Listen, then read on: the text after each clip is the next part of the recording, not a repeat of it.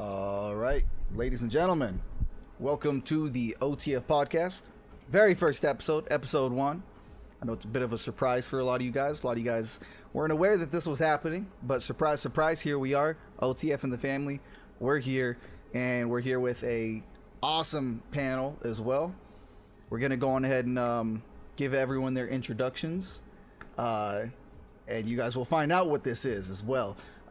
So I'm your host, Mango. A lot of you guys are familiar with me, but for those of you that aren't, I'm a Dota 2 AD2L regular. I've been playing AD2L since season 6. Well over 10 years of AD2L. Been a staple in the content creation for AD2L. Just general player. Yeah. Fun fact about me. This is my hobby room, because I'm going to have everyone do fun facts here. We're getting to know each other here. Y'all going to get to know us. We're going to get to know you. This is my hobby room. That's why it's a mess. I got it blurred because it's so damn messy. I'm a cosplayer. I make costumes. I dress up. I look good. You already know. All right. We're going to go on and go to our next panel member. That is going to be Key over here. Go on and give us your quick little intro. Yeah, I'm Kiara. Key. Well known. I actually started writing for AD12 like 3 years ago and ended up making a marketing career out of it just because I learned writing by creating content for the leagues.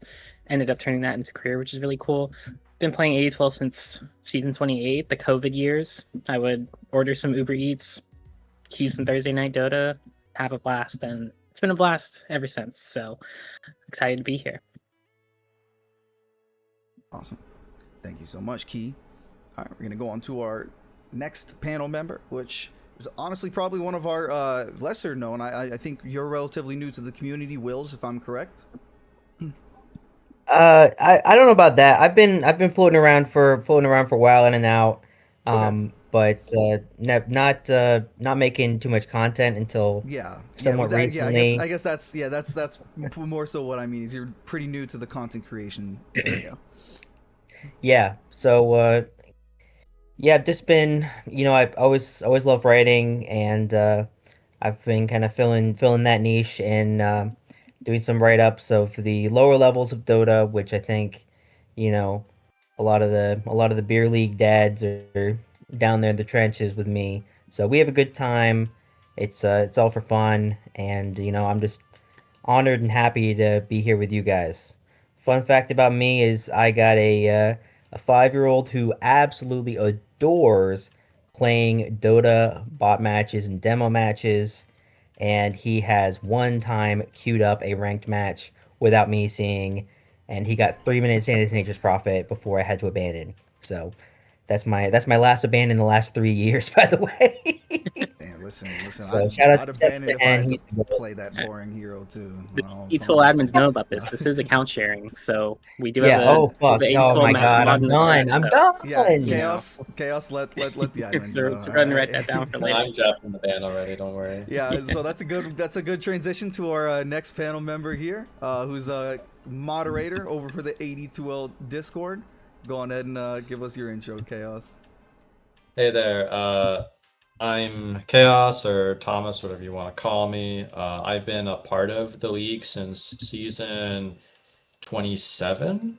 It's a blast. Made a lot of friends through it. A bunch of whom I've met in real life for meetups, and it's been great. Haven't been playing as much Dota lately, but still trying to get back to League. Love being a part of the community, trying to make it grow and get stronger. Love doing content. If you know anything about C-Dub, you probably saw me dunk on them a couple of times. And yeah, just here. Nope. I collect a salary from your team registration fees. That's pretty cool. Hell yeah, you fucking earn that back. It's probably like fucking $12 in some pocket lint. You know but it. Fucking shit. I mean, you fucking play. How many months is like 3 months to win like $5 a person? Shit. Oh my God. All right, and we'll go into last but certainly not least, the chairman of OTF, the man who started it all. Everyone knows him. One of the content creator goats. Rhino, go on and let us know. I appreciate that intro. Man, listen. We got 21 viewers off the rip. We got 21 viewers off the fucking rip. Listen, people say I'm washed. I'm washed? Guys, hold up. I'm washed? I can't listen. I want to thank everyone for being here, man, tonight. Like everybody, the hosts, like the guests. This has been like maybe like a month in the making. We rescheduled. Willis was on my ass, and made sure we were here tonight. So we have some fucking cool ass segments, and the hosts are gonna change around, like for week by week or bi-weekly or wherever. Mango is the main host, but like everyone else around Mango will switch around. So. Yeah, just stay tuned for tonight. I'm gonna let Mango just handle this shit. Perfect. Yeah. All right. So we do have a list of subjects that we're gonna talk about here. But let's go on to strike one that we already kind of touched on while the iron's hot. This one that I want to strike on is Dark Carnival. What is this? What's going on? Because we just saw Axe disappear, get absolutely cut from the game, and now he's being brought back. Do we got a battle pass on the way? Is there? I don't know. What do you guys think? Are we expecting a battle pass to be coming around the corner here? Hell no. Valve does not want our fucking money. Valve's done with this shit. They're gonna release like the axe skin we got is gonna be free, and like there'll be an Arcana for Ringmaster, and that's it. And they'll be like, "Fuck you, bring Chinese Dota back." That's what it's gonna be. Bad. We're going to Shanghai. But you know what game Valve does care about? It's called Deadlock. And I hear that Axe is going to make an appearance in Deadlock. He just got lost. He's in the Cursed Apple. And I don't know. I hope that's what it will turn out to be. I've seen some funny mods. That would be dope. That would be Honestly, a crazy overlap. I think Deadlock's a dead game because I didn't do anything for the Knicks winning the championship. That's so- true. Yeah, It's gonna tragic, send me bro. right. Tragic. It's tragic. Absolutely It's tragic. Yeah, I mean, we just saw we saw Axe come back. Now he's a little puppet guy. I think the obvious implication here is Ringmaster kidnapped him, did something to him, and has replaced him with this puppet now. I think that's my thought is we're gonna get something like what was the Skywrath's whole thing called? Crownfall. Yeah, we're gonna get a Crownfall style thing for like for these heroes now. So I don't know. I had my opinions on Crownfall. I think it was fun. I think it was cool. But I'm a classic lover. So at the end of the day, I love like the old school Dota 2 events where like it was like some fun ass game mode that they threw in and not necessarily like mini game things. So Yeah. I don't know, like it's cool to have that extra little Crownfall thing, on our menus and stuff like that. But I don't know, I miss the battle pass. I miss the big events, the new game modes and stuff like that. That's what I miss. Is it naive to ask for like Year Beast and like fucking like Yeah, exactly. that shit back? Like Year Beast was fucking crazy. Year Year Beast Beast didn't even was feel crazy. like it was Dota. Ags Lab, dude. Ags Lab was Axe Lab, fucking peak, bro. bro. My Axe wife Lab's so loved good. that shit. She was playing it nonstop, and she And the hates crazy fucking thing about all that shit is Dota players were still bitching. Like it's like Yeah, we're never true. satisfied Yeah. with like the shit, and now we have nothing. Now it's Exactly. just Yeah. like- Now we're like now even the Like- people who didn't like those things are looking back on it like, damn, we had it good back then. We 'Cause now we don't get Yeah. shit. Cause oh yeah. Increase Yeah, was man. unreal, bro. It was like Unreal. I think it was like I think it was Thompson who like was like I saw a comment that Thompson made. He was like, "Man, Valve, just like make your money, get your $100 million, make your battle pass. People want to spend money on this game. You're just like you're not giving anybody anything to spend money on, like." And that's Man, what's bizarre to me is that we're not asking like we want free shit. We want everyone to get an Arcana for free. Yeah. That's not what we're asking. We are all every Dota player on Earth is a grown ass adult with a 401 fucking K. Let me fucking spend a few fucking $100 a year on a battle pass. Like I fucking do. it's ridiculous. Yeah, every time that thing's on, man, I drop a couple hundred on it. Yeah. And can we be honest about Curios? Like Curios sucks. I I mean, hate it. Curios is lame. fine. I hate It's it. fine, but it's like it's fine as like a supplement. It can't be It the should have been in only the fucking game for a content we while. get. It should be like a side thing in the game. Like you play games, you get skins. Like that should just Yeah. be in the game anyways. Like Which is but which we're is getting which it is like great. other But that's skins. not like it's Yeah, not an they're- event. Yeah, they're treating it like it's like a big they're treating it like it's the big thing, the big new thing, whereas it's just like the small little thing compared to like what we would normally get. So Mhm. It's the biggest like If here you shut play up 100 thing games, you ever. get Like, 3 it's- fucking skins. Amazing. It's like Yeah. here, shut up. Fucking Like, here you go. For Brood I Mother, think the like, lore for Curios 2 doesn't really like I know there's a whole story in Cortero's the Sky or whatever, but like it's not really going anywhere. Like it's been 4 or 5 different instances now. I'm like I still don't really know who he is. You just skip through it to get the cosmetic and that's it. Like it's not Yeah. connected to any Dota lore. Like just go to like somewhere. Like yeah, I do think the Sands of Valve are at their Chaldean or best. something. Like I don't know. I think they really are great when they kind of focus on like the world building and setting and making that be part of the gameplay. That's like what made Crownfall work, was not just Vengeance, Sister, Skywrath, whatever. Like Decay's introduction was cool. All the little character interactions with like Axe and Centaur in the desert were really, really fun. Axe Yeah. Lab, same deal. The Curios, I don't know. It's not the same. Like even Artifact was cool, even if you didn't play it. It just you got more Dota stuff related to it. It was fun. exactly. Dota Underlords update when? I'm looking for a Dota Underlords update, guys. Yeah, I mean, well, I guess you know that I see Frost's comment over there, which kind of leads into the same next point of this conversation is: does this mean an update? Are we getting a big patch? We getting some changes? T Governor Maybe new hero? streaming. That's all you need to know. The patch will come. yeah, I think there's definitely a patch. I just don't think it's like gonna be like this insane switch, like this insane 15 pages of patch notes. Like I would assume But this they is do that like before a- TI. I think it's gonna be another Yeah. weather patch. They're If there not is gonna- one. I'm Yeah. not gonna add facets back 100%. in. You know, you never know. I mean, that would be crazy. They're gonna like Wait, buff what is it? Enigma, buff Earthshaker, like buff AA. They're gonna buff Lone Druid, so Yeah. they don't. Yeah. They gave him a few nerfs, so I think he needs a buff Dude, now. where's the Elder fucking Titan buff? That's what I want to see. We're going to China for fuck's sake. It's time for Elder Titan to be fucking S tier again. Chinese Dota, they love that fucking hero. Let's see it back, baby. Yeah. Elder Titan carry. Earthshaker, that's Ame on the- fucking getting rampage after rampage on Elder Titan carry for no reason. Peak. Well, let's take that conversation, transition to our next subject, which is going to be what's better, especially like you know when we look at this 82L competitive scene, when we look at the elo that we play in, what is better, meta or comfort?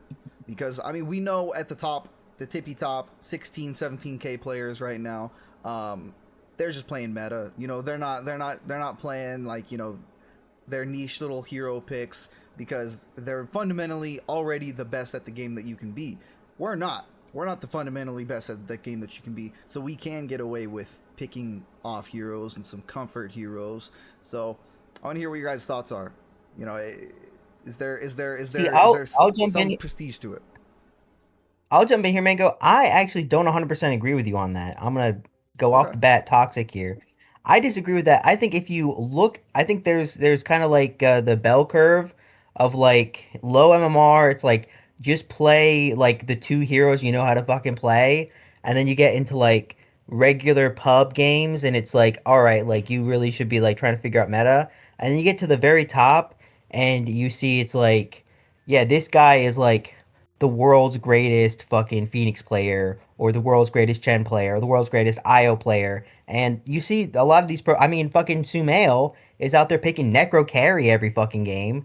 And it's like, oh, I guess is this meta, or is this just what they're doing? Like, I think that's that's what Yeah, you see at the highest possible level. I mean, like I think Yaturo's that's just like, I don't meta. fucking care what hero I pick, I'll just win. I mean, you do have like you have a couple pros who can kind of like get away with jumping on some crazy stuff, but I think for the most part though, I think you still see the average pro playing more meta, whereas you see the average amateur or the average casual playing more comfort, which like I said raises the question of, should we be playing the meta heroes if that's what the pros are doing, or is it better at our skill to stick to our comfort heroes, avoid trying to mirror what the pros do? Because I've always kind of gone by the motto of play for the rank you want to be, not the rank you are. And so it's like, that's why I try to mirror what the pros do, but at the end of the day, I'm nowhere near as good as they are. I never will be. I've accepted that. I'm almost 30 years old now. I'm not gonna be as good as a fucking pro is. I'm washed. So I don't know. What are your guys' thoughts? Is in AD2L, should we be picking meta, or should we be picking comfort? I think that, so I kind of like half agree with Will's. I think a lot of pros do have comfort heroes, and I think they rotate on a very long time scale. Yeah. So you'll see like WS, for example, on Aurora has been playing Largo offlane since release, or since it's been a core. Even though the hero's been nerfed, he's made it look good, and then it kind of came back in the meta. So in pros, I think that the meta often is, what are the best teams playing, and then can our player play that same thing? Whereas other teams like Team Vision, 9 classes playing IO4 and like stacking and buying items, and it's like no one else is doing it. Yeah. At our bracket, I feel like there are certain things you just can't do if you're not good enough. There is no one in 8012 that can play IO the way 9 class does. It's just not going to happen. You're not going to get fast enough timings. The lane's not going to go well. Like the offlaner is going to lose their lane because the 4 stacking, like all these things. And so I think there's an element of, it's hero comfort, and your teammates also have to be comfortable with how you play. Like, unless your hero's super broken like Lone Druid, if your team doesn't know how to play around Chen, you could be a fantastic Chen. It's not going to work. Same thing if Doom carry is meta, but no one on your team knows how to play Doom carry, it's not really going to work in 8012. And so I think that comfort ultimately wins, but it isn't just the player, it's the entire team has to at least have some idea of what you're doing. Yeah. Yeah, I think for, especially in lower leagues like Voyage or Challenger, you do want to lean into comfort. So you need to find the hero that player plays the most and not pick them because that's the reason why they're in Voyager's skill bracket. But the other heroes, Yeah. yes, find out what they're comfortable with, because at the end of the day, we're like 8012 as a concept is about finding your place among a group of individuals and progressing and growing over the length of a season. It's not about, oh, I'm trying to increase rank and just mechanically play better. It's how do I fit in and make this group of individuals work together as a unit. And that's all going to be about not just your comfort, but what is comfortable for the entire team. And that's very emergent. Like, you may not know what your comfort hero is going to be for a season. I know, like, a number of times I've played with Gambit, we just gave him Gyrocopter game after game after game, and he hated it, but we just kept winning on it because he could farm on it, and the gameplay was boring, but that's what we needed. We just needed someone who would hit creeps while we devastate the entire map, but needs someone that will scale to fall back on when we dive towers and grief our lead, and we would win that way. Yeah. Pot of Wrath, something like that. One pot of Sin's team. I think probably Pride. Yes, it was Pot of Pride. Oh, Pride. Yeah. Yeah. No, I mean that like almost mirrors exactly like I remember it was season 25 when me and Rhino won contender, whatever division it was. Our carry on that team, some of you might remember the name. He's not around anymore, but Fiery Man was our carry, and he wasn't a bad player, but he wasn't fantastic, and so so at the time the meta was like Wraith King. It was like a meta carry because he had 2 lives. So every game we just put him on Wraith King and just had him AFK jungle until he was like giga fat, and like so that was just like a situation where we did have a player who was like fundamentally not as good as everybody else. So we just took advantage of like kind of like what was meta and also what was comfortable. So it was a little bit of both for that situation, but like I think that's like not the norm. Also, I don't know. Like Yeah, I also Will think. said, there's a bell curve. There's like a massive like, where it's just Yeah, like you need to find the right thing that fits and inside the meta. Like there's like this bigger fucking box of the meta, and then there's like the smaller box of the comfortability, and then hopefully that comfortable box overlaps that meta box, and then you take what you just take that and go from there. I don't really know if it's that ranked dependent either. I think like from like the top to bottom of like 2K to 3K to 4K to 5K to 6K to 8K to 9K to 10K, like you'll see like the same sort of variation of heroes.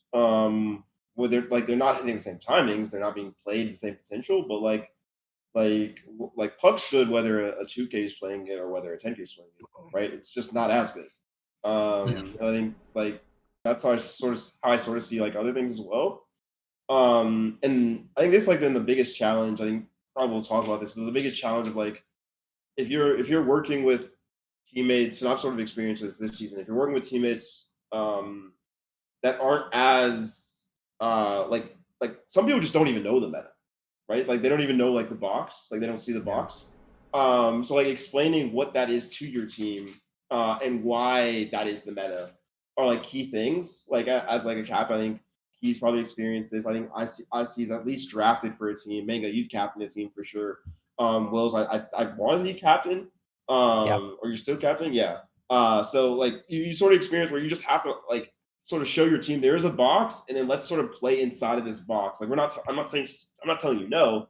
I'm not telling this hero is like really shit. I'm telling you it's shittier and a little bit outside the box than like these other heroes that you may just be a little bit more viable. But yeah.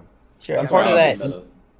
Oh, go ahead, Wills. I was just gonna say, part of that is like, I think like when you're talking about boxes, like part of that is not just the meta of what heroes to pick, but the meta of like how to play the game.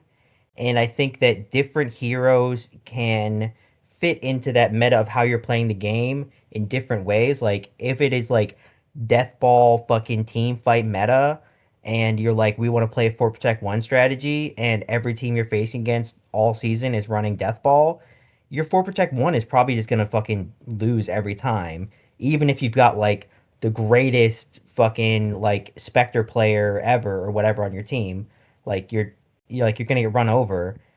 So I think that there is something to it, like as far as like what is the meta like of how the game is played. And I mean, I think at lower divisions what you typically see is that the game just feels a lot slower than higher, because I've got a lot of higher MR friends. Some of my best friends are higher MR actually. And you play those games and you're like, oh shit, like objective, objective, objective, like we gotta hit our times, we gotta do shit. And then you go down and like you're playing with some of your like Herald buddies, and it's like, we want a team fight. 5 people are going to the jungle to farm right fucking now, and it's like, oh, I guess that's what's happening. So I think that things are a little different in that regard, and you can kind of get away with the slower timings and with the greedier picks, and like, I think it really depends, but I do tend to agree that like the it's like the better you are at a hero, the less meta it can be, and you still have impact on it, if that makes sense. Yeah, I would Yeah. agree with that. I also think that a lot of, in captain's mode at least, a lot of teams make the mistake of, okay, we have a level 30 Dark Willow player, we have a level 30 CM player, and they often like will 8-pick that hero, and it just like ruins all the surprise and all of the meta options.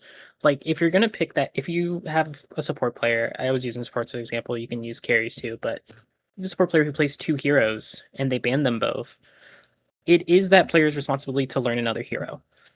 Because if they do, now it's like, okay, they're wasting 2 bans on this, player or whatever, but you can just pick their hero later then and still grab the meta hero. So often I think some captains make the mistake of like, we need to get our comfort, and then they run out of meta heroes to pick, and the enemy team's like, oh, they just gave us like this meta lane combo because they didn't ban either, and then they had to ban our comfort, but they didn't pick meta of their own.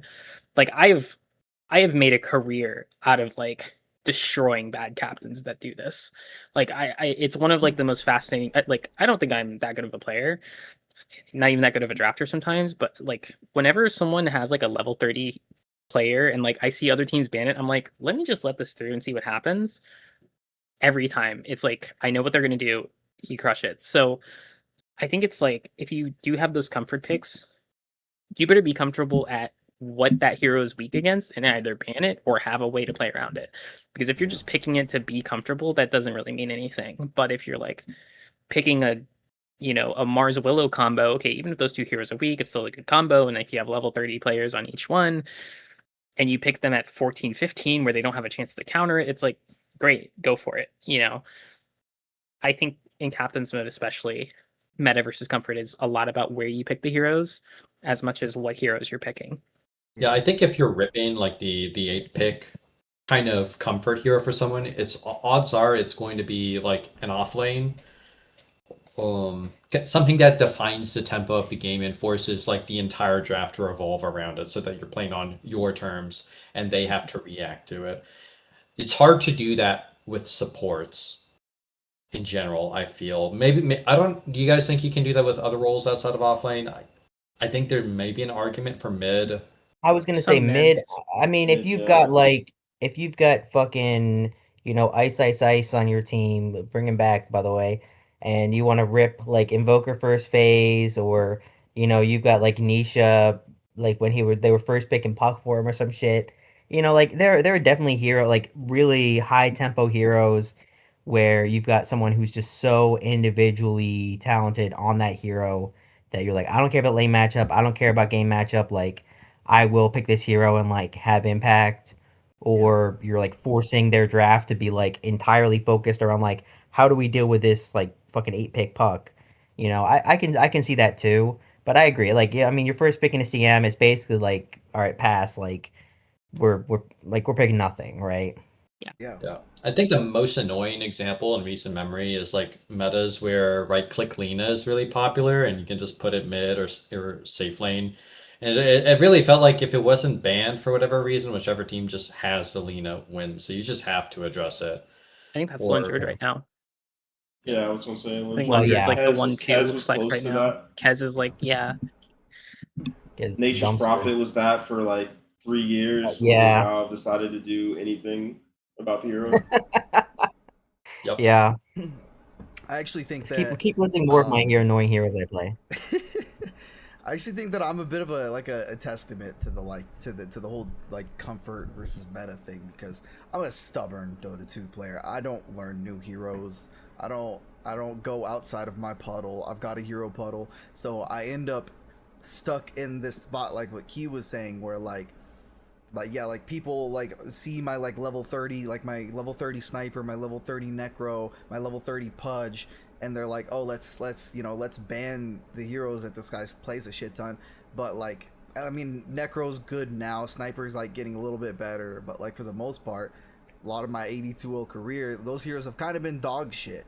And so like, even if people did waste a ban on their like, didn't waste a ban on them, I pick the hero, and the hero's just kind of dog shit anyway, so it doesn't really matter too much. Like, yeah, there would be a game where like I'd pop off, get like 20 kills on sniper or something like that, sniper doing sniper shit.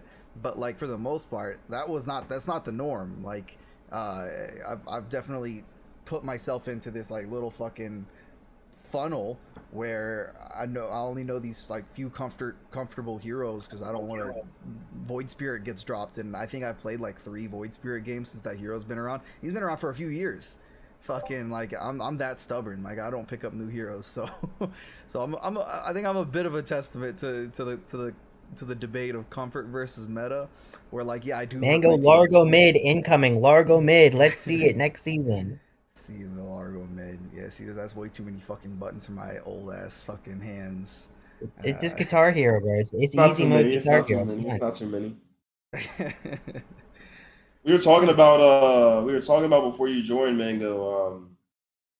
And I'm sort of curious about, because you've been around just as long as I have, damn near, it feels like.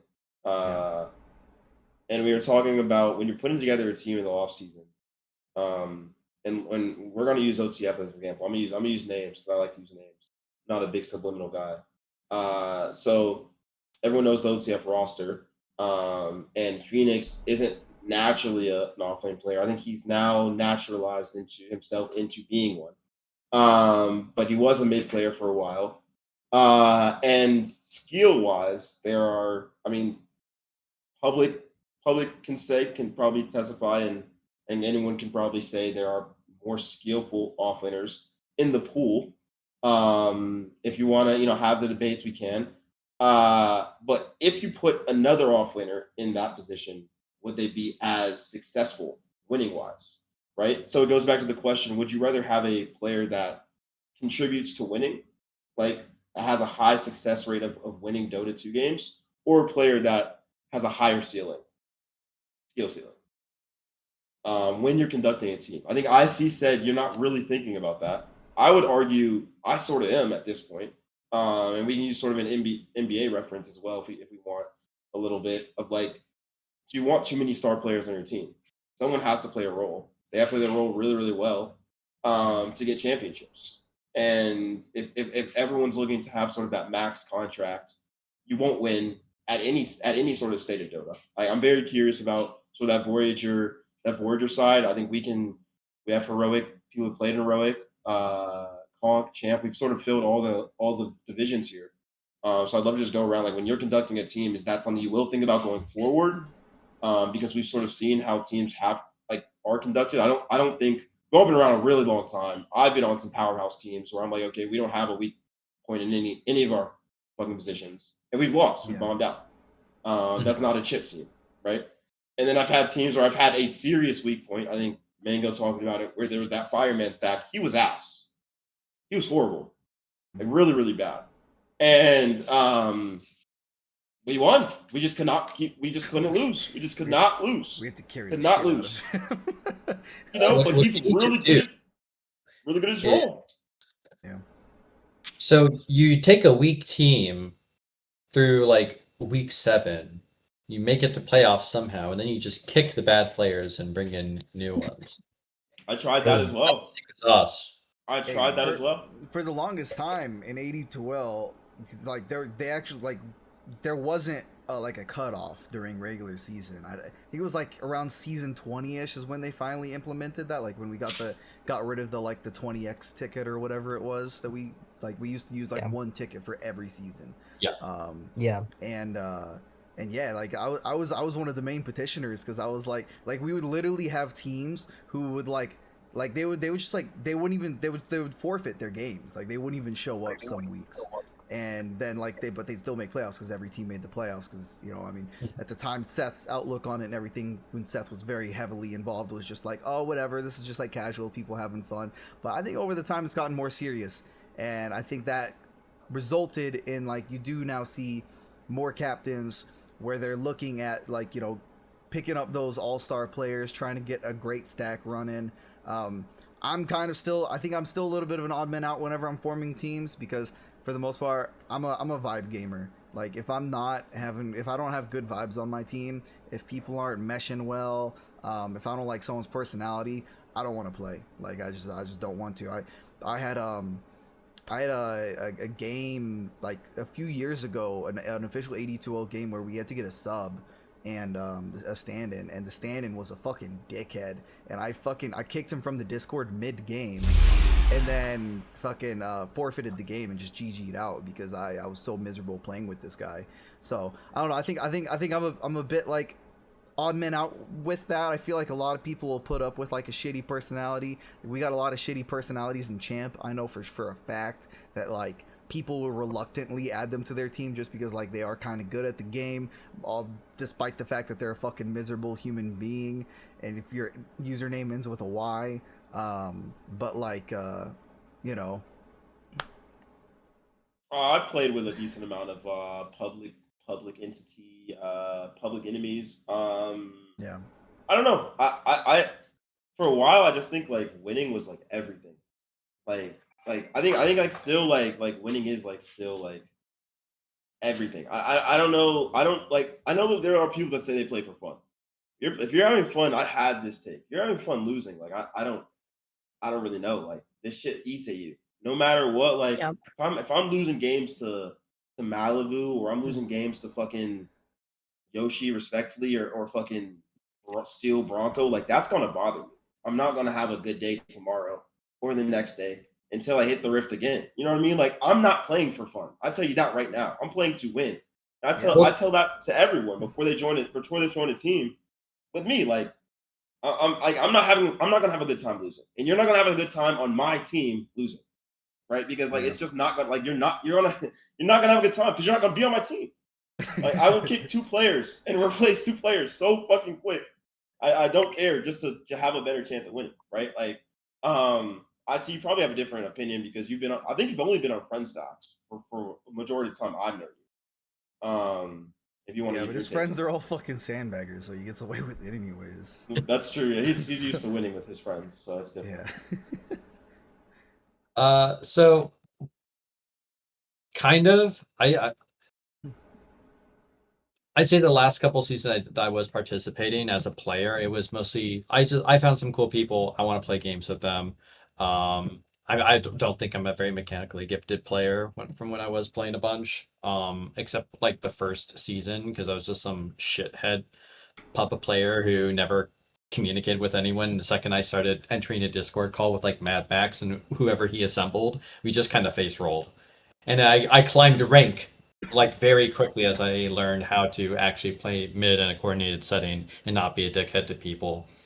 But I do think that a big part of the magic of the league and what draws people in is like the balance between the competitive and casual aspect. Yes, we have teams that they clock in Thursdays, they drink some beers, and they have a good time with their friends, and they're facing off against people that spent 5 hours analyzing the other team's replays and trying to figure out how to win. And sometimes they still lose. But that's like a big part of the fun is you have that healthy mix. But I do want to kind of cycle back to what you said about like drafting too many star players because I do think that's kind of a trap. And like there is the idea of like I kind of just want someone who's like a Wraith King merchant, like Firing Man or whatever. But I think one of the bigger traps you can fall into if you're just grabbing star players is grabbing too many ego players. At the end of the day, like they don't even need to be shot callers. But if you have players that like, oh, I think we may be losing, and it's because of this person, it you can have some of that. But if like everyone on the team is doing that, that causes a ton of conflict really quickly and right off the get-go. And someone's probably leaving the team at that point because you're gonna find like that confirmation bias, figure out whose voice is who to put the blame on, and then someone's leaving. I've seen it way too many times. Yeah, I think there's definitely those players that are like Captain Hindsights, where it's like you'll be 25 minutes of the game, they're like, man, at 10 minutes we should have done this, and it's like, bro, like shut the fuck up. Can we talk about this in replay review later? Like we're trying to win a game here, you know? So yeah, no, I totally get that. I do think kind of circling back to like the Phoenix topic or is it better to get a worse player that fits in your system? I do like for the most part agree with that. I think I've sometimes had to kick players that just aren't a system fit, even though they're good players. And it's like, hey, like we're just not a fit for how we want to play, or I've had to massively change the way I play, because the way I play as an offlaner is like very greedy. I take up a lot of space. I don't rotate. Like I very, very rarely rotate the towers, but I'll dominate, certain portions of the map, right? And like if people aren't used to playing it, I've run into the same problem over and over again where like, our team won't do anything if I'm not doing anything. And then if we're not going to rotate naturally or whatever, right? I've had mid laners I played with that never want to rotate. I have mid players that over rotate. I've had carry players that over rotate. I've had carry players that you will not see them for 25 minutes. Pause fours who will go AFK in lane, like in a lane for 15 minutes, just farming. Pause fives that, like they think the way to win the game is to be level 5 at 15 minutes. And so I think often whenever everyone has their own idea of how to play Dota. Something I like to do at the start of every team, or even when I'm trying people out, more so ideally if you can do tryouts, that's the best. But sometimes there's minis and stuff like that. But like I always ask, like, what is your idea of beautiful Dota? Like, what is your idea of how to win a game? And then what are like the top 5 heroes you play that kind of like represent that? Because if I look and I'm an offlaner, but like let's say I was playing carry or mid or something, or I was just putting together a team as a coach, and the offlaners pool was Wraith King, Weaver, like just name the most egregious like 5 carry offlaners, right? Monkey King, whatever. And my carries hero pool is Medusa, Spectre, Naga Siren, Terrorblade, and my mid laner's hero pool is Sniper, Lena, etc., right? Yeah. I know that team is never going to do a thing. It doesn't matter if they're 3k MMR above the entire league. I mean, maybe at a certain point, maybe, right? But it's like, if the 3 cores are 2k MMR higher than everyone else, and let's say the supports are equal on both teams, it's like the team with a cohesive strategy is gonna win more games than the team with like the better players. Because at the end of the day, it's like you can't fit a square peg into a round hole, right? It's like you can't make Spectre fight at 7 minutes, no matter how hard you try. You can buy earn on her, you can try to feed her kills and try to funnel the game through her, but she's not going to do it as good as Gyrocopter or Monkey King or whatever, right? And so I think that like, I think the reason Phoenix works so well in OTF, and I do think Phoenix has expanded a lot as a player. He's grown a lot. He has a lot more heroes and stuff. But it's like you look at the way like Coach plays, and Coach is very aggressive. And you look at the way someone's kid plays, and he's very aggressive and he rotates. It's like Phoenix is just stable. Like you know what you're gonna get out of him. He's gonna have good team fights. He's gonna initiate. He's gonna play these team fight heroes that like or you like have to answer them, right? And it allows coach to like whether coach is playing Weaver or Drow or Kez or Monkey King. I don't know if he's ever played Monkey King, but it's like all these heroes are very different in how they play, but they all work because Phoenix is like the same stable core. And so I really think it's about, maybe not necessarily star players, but what am I getting out of this player on a game to game basis? Like, if I know that Phoenix is going to be the exact same player 10 games in a row, it makes it so much easier to draft because now I know, okay, how is Drow going to react if my offlaner is in front of the enemy tier 2 at 15 minutes? How is Weaver going to react? It's going to be different, but right? You're like simplifying the variables down. And so I think that's like a really big deal. And you will see players leave teams because they just can't get on the same page. Like, no matter how hard you try, at the end of the day, you have a natural way of playing Dota. And, someone could be the best friend, you've ever had. But if you want to win, you have to decide, like, what's more important, like, or is someone going to change the way they play? Because otherwise, it's not going to happen. So, Yeah, I it was mean, I really think that's. fun. Oh, there you go, brother. It was really fun seeing like being in those conversations and discussions because when Sikkim and Lim said they weren't coming back, I was already like sure they were going to join OTF before that season even ended, and then Sikkim and Lim were like, okay, they're not playing. I was like, okay, that's like a big part of their identity. They were basically losing two of their best 2 players, in my opinion. I mean, Hulk's up there, but Sikkim was bar none the best carry in the division last year. Lim, I mean, he's Lim. Like he's literally just Lim. I've never heard a player talk about so much on a scale that wasn't like hasn't played a lot of Dota 2 in 8012. As Lim was talked about in circles. I think he was last talked about in season, just random circles. In my opinion, Lim last season was like objectively the best player in all of Champ. Like, Lim was a absolute pause dominance. four, like kind of going crazy. Lim Like was a pause four like 4 seasons ago. Like he just like he switched to mid, at least in terms of competitive, and like blew up. I mean, I played RD12 with him for like half a season, and like we had a 7K or 8K player that we replaced, and granted that guy was something, but like we replaced him with Lim, like night and day difference. I mean, we were like dominating teams. Like it wasn't even close. I was like, oh my god, this guy is like something different. He's so good. He's able to carry Hulk and Phoenix. I mean, that's some fucking crazy shit right there. Like, I've seen the pipeline of pause 4 to mid a couple times because the roles kind of do similar things. They do stuff on the map, except one has money and the other doesn't. And then you see a pause 4 player that's like, wait, I can have items now. I can just do whatever the fuck I want because I'm better than everyone else. It just happens quite a bit.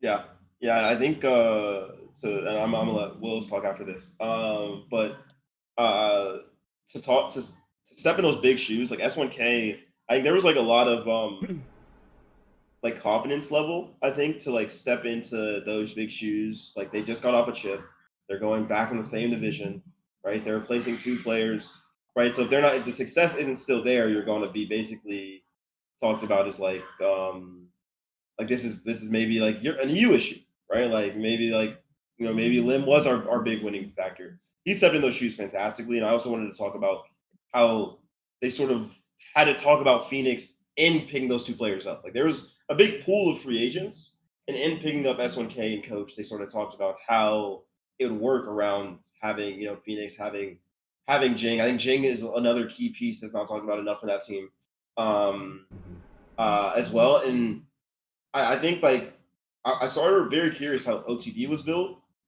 Key, I don't think that's talked about enough. How you sort of built that team, and then Will's also how you even think about teams. And what is the free agent pool like down there? You guys seeing a lot of returning players, things of that nature. And I've dogs in the back, so yeah. We got fucking fireworks going on outside over here. Yeah, I was just gonna say I think he said it really really well. You know, having the top players in the division on your team is not a guaranteed win. And I do think, I mean, this is aging me, but if you look back at original Team Secret back in the day, they picked up Arteezy, they picked up Envy, they picked up Zai, and it was like they were crushing for a while, and then they just kind of like withered on the vine because at a certain point, like you have these amazing players on your team, but everyone wants to be the star, so nobody can be, right? I mean, it's the same reason you don't see like, oh, let's just go to the top 5 players on the Dota 2 leaderboard and have them form a team. It's like that's just not how it works, And I think down in the trenches, down in Explorer Voyager, I think a lot of it is more about team chemistry. I think you can kind of get away with having a single star player on your team who like really pops off, just because the farm efficiency is so low. I mean, I help my wife on her team, and like we'll do replay reviews, and like she'll be like, "Oh yeah, we really lost this lane badly. Like my carry wasn't farming," and I'll look, and her carry's got 30 last hits in 10 minutes, but the enemy offlaner who was like dominating has like 40. I'm like what? Like okay, like this is this is what I'm talking about, where like it's just a very different world, as far as like the farm differential and like how much a kill matters. Yeah. But yeah, as far as like building a team goes, to me, I think it's a lot of chemistry. Like he said, you want players who work well together. If you've got, and again at lower MMRs, you do typically have people with smaller pools. And that's where you say like, all right, this guy like a lot of times you'll see it's like this is a carry player who plays like Ursa, Sven, Wraith King. Like this is what he does. Like we need to make sure we have a draft that's built around that.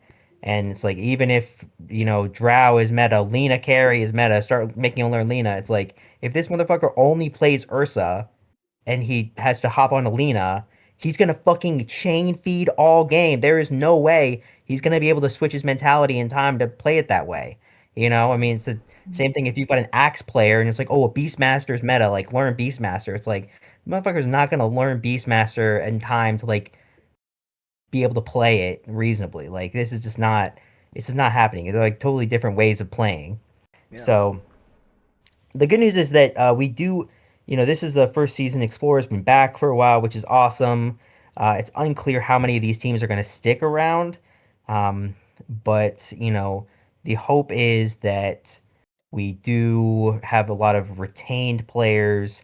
And honestly, it'd be nice if at least some of the teams moved up into Voyager and kind of like felt that graduation, because to me, I think that is, I mean, to some degree, what you want out of Explorer League is people who are relatively new to competitive Dota, who can be that next limb and be like the person who, like, yeah, I'm growing, like I'm becoming a better player.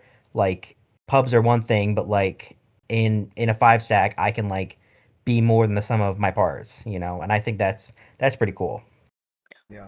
Yeah, I think to kind of segue and bridge the two together, since Rhino was asking about OTD, I have like now, as I've kind of like shifted my career a little bit, trying to pick up like lesser known players, or like I guess do a little bit of mentorship. I don't know, not that like vocal leader or whatever, but so like Mac, Serenade, I first played with in the summer mini, played against Mag and RD12, drafted in the summer mini because I was like, great player. We played a season on devious backshots in champ, got to know each other, went to go play Warrior or Conqueror for a season, and then now we kind of like linked back up for OTD. Well, when I first met Saren, you know, Saren was like a Legend 5 badge, and now is like constantly pushing Divine 4. Honestly, would already be immortal if not for some like Grief Party Q stacks, which it happens. But it's like, to watch Mag grow over time has been like amazing. And I do think that like it's really really great when teams move up. I've been a huge fan of MHKFC. I believe they're in playoffs and champ right now. Like, we've seen them grow season over season. I mean, they're like one season away from like winning it all. Like even me, like that's a team that like they're so smart. I mean, Ranger, like obviously MHKFC is going to do their thing, and I for now the plan is to stick with my team. Like, I would love to play with Ranger in a full season because like I watch what Ranger's done all season and it's amazing. So yeah, like it's really cool to watch the growth of people. As for real quick on OTD, really that was me wanting to play with Clink and Aridin are a package deal because they're really good friends. Aridin has been fantastic as a shot caller. Always wanted to play with, Rat Fat Panda for an extended period of time. We actually are playing 80 Tool and Seal simultaneously, which is really cool. Because we're playing the same roles too. So we can test to see. That's like another cool thing is like we can test our play styles with three, like, the other three players being different, right? So it's like two controlled variables. I really know how to play with Rat Fat, but the heroes we play on each team are different because our carry players are a little bit different. Our 5 players are a little bit different. We had to have a role swap on 4, and now it's like we've had 3 different 4s. Like, our newest 4, who's a challenger player in 8012, might be one of the best 4s I've played with in a long time. Like, so it's just so interesting how like players come together. Like, it really is like, can you find the right puzzle piece? You should never be afraid to, like, I mean, Icarus on Dota Blanket is potentially an upper bracket player right now, even though lower badge. Furious George has literally made a career of collecting Olympic gold medal mini chips. I mean, I think he's got 3 of them now. Like, it might be the GOAT of minis, unironically. Like, and so it's like, and he's on my SEAL team too, but it's like, it really is like team fit for a lot of these people. It like chemistry matters so much because at the end of the day, I mean, everyone's like a pretty good player, and Dota has evolved so much where it's like, everyone knows how to creep aggro. Everyone knows how to like watch the mini map when they're farming. Like, players are a lot better than they used to be. So now it is, how do you synergize? How do your hero picks work? And like, does your captain have a brain? Because there are plenty of captains, doesn't matter what the division is, that do not have a brain. And so that is really important, overall.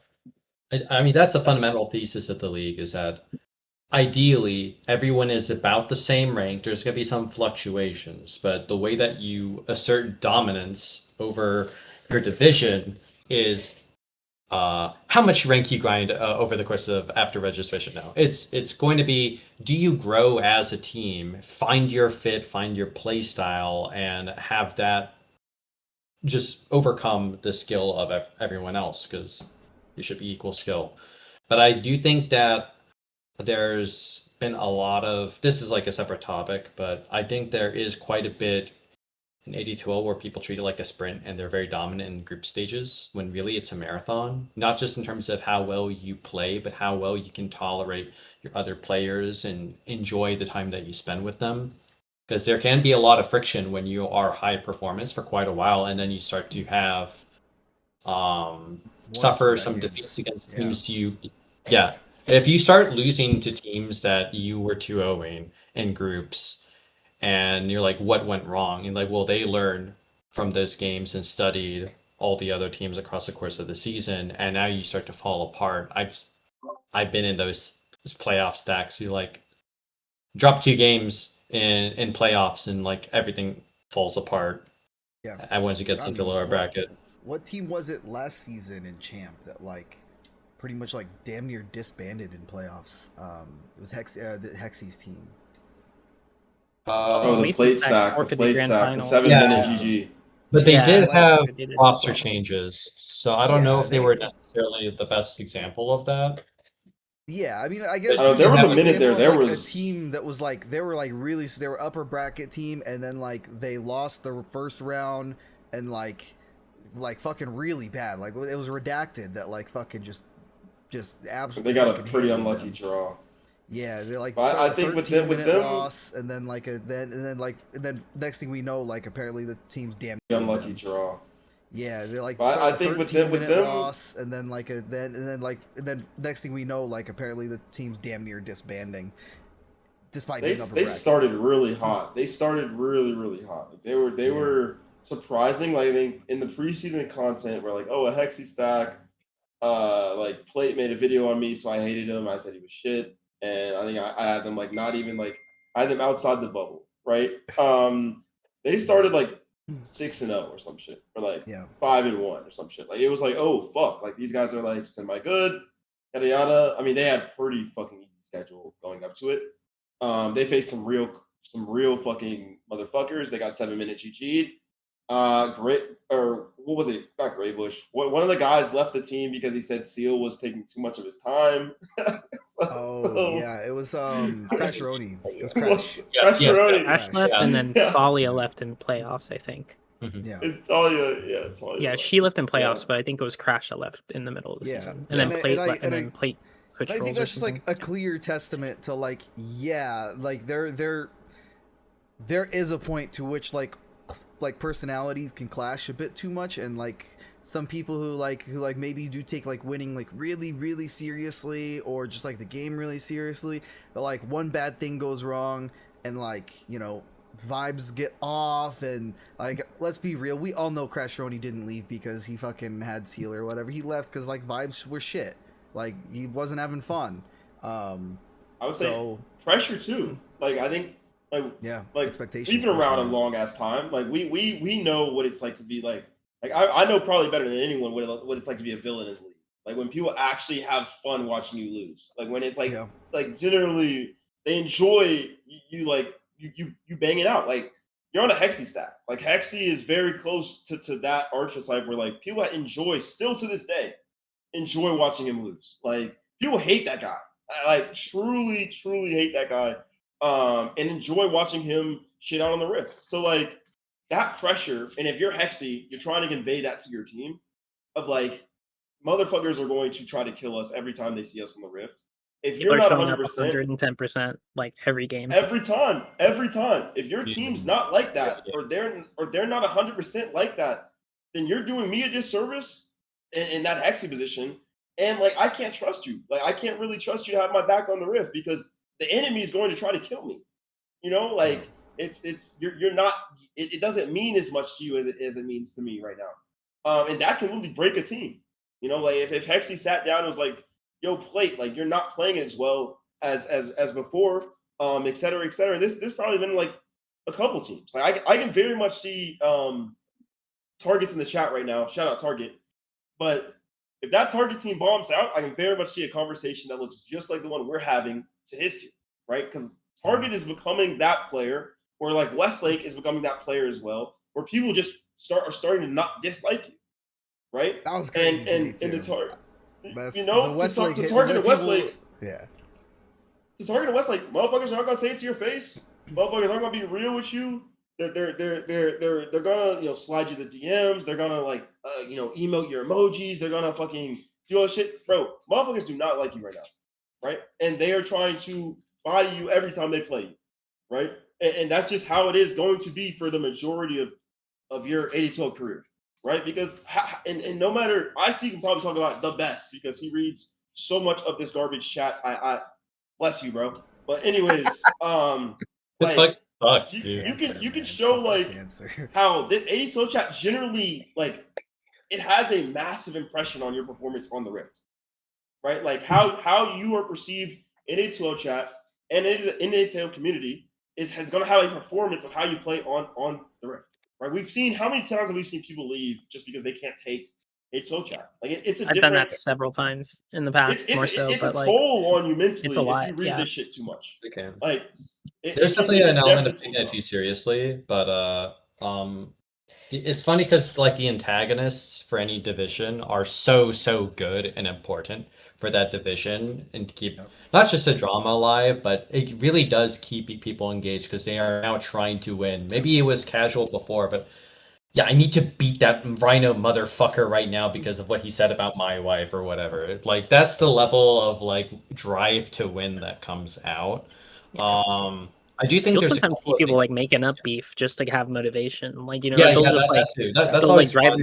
That's it's like Westlake. Hulk on That's content this Westlake. season would mention Inca probably like once every 10 minutes. He's like, I hate Inca like so much. And then it didn't even play him and Inca got kicked. But it's like, so like Hulk was just making up beef with people. I mean, I know the beef is real or whatever, but it's like it's just funny to me. Like sometimes you gotta like just make your villains, and Sometimes hopefully you the villains bring aren't on back your own the team, villains but- from the past. Shout out to Rhino and Nightwolf. I feel like I hear that name like every other month, and I'm like, I forgot that guy existed. Yeah. Dude, bring back Subornier. That's what I'm talking about, bro. No, we cannot bring that guy back. Fuck Some him. people say he's still here. Some people say he's still here. Absolutely. Yeah, that's my ult. He's I'm still here. Subornier, guys. It's me. That's me. Get him, guys. No, I No, like what- on like a slight tangent. Like Westlake has definitely kind of become like that guy in Champ, where like he throws out like fake beef almost. Like he drops like a rap song or something where he talks about how he's gonna like suck off someone's dad or like something crazy, and like we actually have people in Champ chat who are getting tilted with Westlake, and that's fucking crazy to me because that's the least Yeah, serious he's been guy doing that I've for ever years. seen. Yeah, he's been doing that for so long, and suddenly I don't know why this season suddenly like people are like he made a fucking diss track on the Mango Tree because I had him at like C tier and not S tier.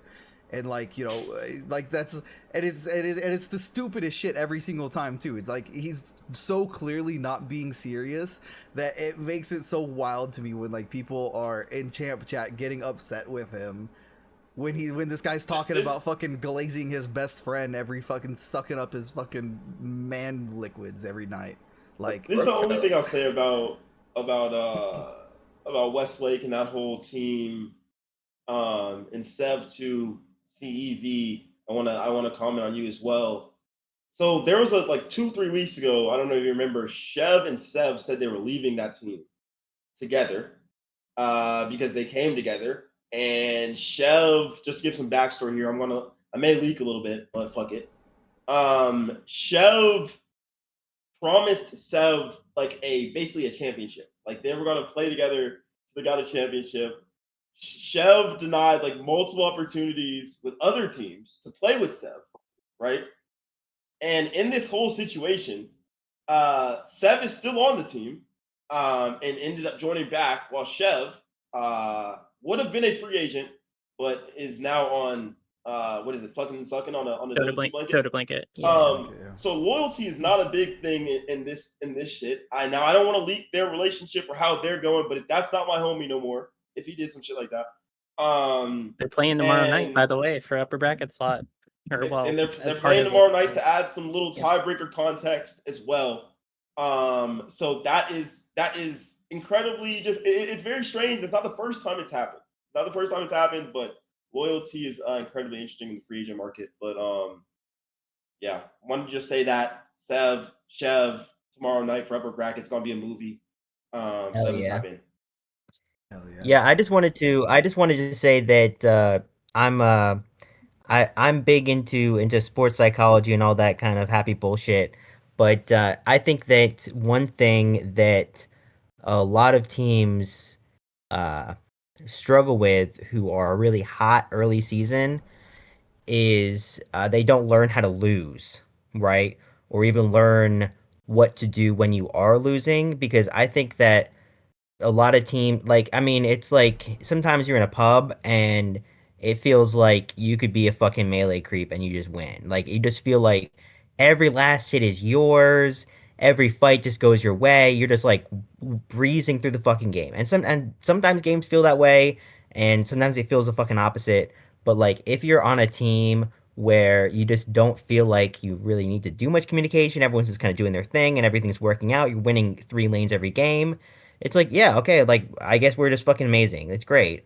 And then you play a game and you lose all 3 lanes and suddenly no one knows what to fucking do. Suddenly the guy who's mid and is like known for being a total prick, but you've been fine with him all season, it's like, oh, now it's a personality fucking issue because yeah, when you're losing, it's fucking hard. Like you're locked together in the fucking hotbox in Dota for basically 40 minutes minimum, and when you're winning, it's really easy to overlook these personality issues.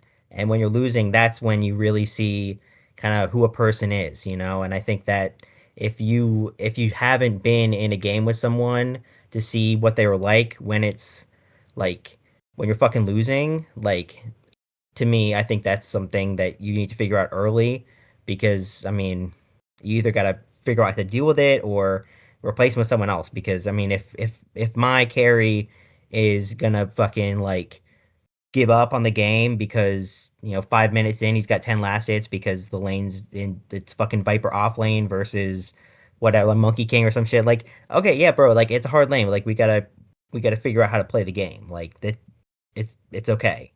And I think that that's something really hard, and I think that's part of what you see with these burnout teams when like they go undefeated in fucking regular season, and you get to the playoffs, and it's like you get one hard game, and it's like, all right, we're like I have no idea what to do, like we're down. Yeah, I would fully agree. I think learning how to lose and understanding. I think there's this one situation I had about 2 seasons ago. We were playing like this shitter team. We were for sure the best. I think we were like top 2 or top 3 for sure in that season. We were playing a really really bad team. One of my players was like, we were in draft, and he was like, this is a free 2-0. Like this is he said this.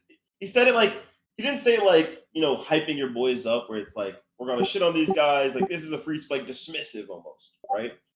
I got like 2 messages instantaneously from 2 of the other players, like, what the fuck? Like, sort of like they didn't feel like this guy took it serious, and not like even if he took it serious, it was like his ego is so big that he couldn't see like you still have to go out there and beat them. Like no matter and A2's done this numerous times where like they've humbled the fuck out of me. People who've been on my team, the schedule does. You know what I mean? The schedule humbles you, right? You'll have like, especially like those weeks where you shit on like the other like not shit on them, but you play like the other like 4 or 5 top teams in the league, and now you're playing like some of the bottom guys, and it's the later week, and you're going into playoffs, and you're like, I don't need to take it too serious. Like we're already in. That was very much when Hulk Stack played me and Casey Stack last season. That's probably how they were feeling. They were playing a weaker team. We beat them. It was a 1-1, right? So that was pretty big upset, right? They were probably being dismissive. I mean, they had Lim, they had Sikkim, we had me and fucking Sarkaza, but like it was just that's a massive difference in skill. So you still have to play the game, and like I think it's a decent level of ego is good, but understanding that you have to still learn and grow, and like you're still gonna make mistakes as well. And this took fucking years, way too long for me to learn, but here I am now. But yeah, that's really all I'm gonna say on that topic. I didn't want to before I throw it to you, Mango. We have hella motherfuckers in the chat. If we want to, y'all have time for like a 5 minute Q&A session. We got like I want to do this every time we're live. Y'all got Key here. Y'all have Wills. Y'all have IC, a fucking mod here. Y'all don't have mod access this fucking much. Like mods and admin and Subble for where are you? I don't see you. What we're gonna do? What let's do? Because I was gonna send us to a break. So what we're gonna do is, if you got questions, go on ahead and post them in the chat, and we're gonna take a few minute break, and then when we come back, we're gonna hit all your questions, and then we have a short little segment that Key's gonna run, and then we'll start wrapping it up afterwards, close it out with maybe another topic or so, and yeah, so we're gonna go on and head to a short break. We've just passed an hour so far, so thank you all so much for tuning in. We will be right back. Stick around and go on and drop those questions in chat, and we'll answer them to the best of our fucking little pea-brained abilities. Thank you guys. Hell yeah. You're back.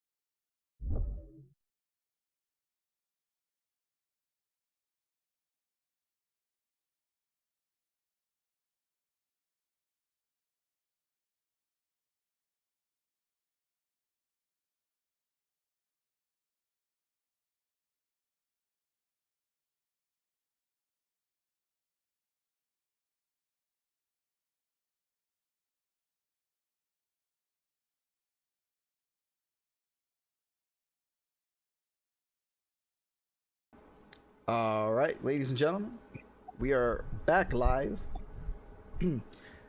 And we're going to go on ahead and jump into a segment here, hosted and ran by our good friend Key here. So I'm going to go on and let Key give us a quick rundown of how it works while I get us a little screen capture going of this table. Yeah, so this is a segment I adapted from a bunch of like sports podcasts, fantasy football podcasts, stuff like that. Specific podcasts I got it from, I think it was the Ball Game podcast. I think they're not Ball Game Trivia or something like that. But they call it Keep 4, Cut 4, or Keep 3, Cut 5, Keep 5, Cut 3. We're going to call it Keep 4, Kick 4 because we're playing Dota. So the way it works, we have 8 items. I'm going to read off one by one. The rest of the panel doesn't know what any of the items are. They just know the topic. The goal is to blindly try to get the best 4 on the keep side and the worst 4 on the kick side. Unless I guess the topic is worst is the best. But either way, it's to get the best on one side and the worst on the other side. It is subjective, so it is going to still create some discussion. But it's pretty interesting because even though you have 4 good players, maybe the best player's waiting in the wings, right?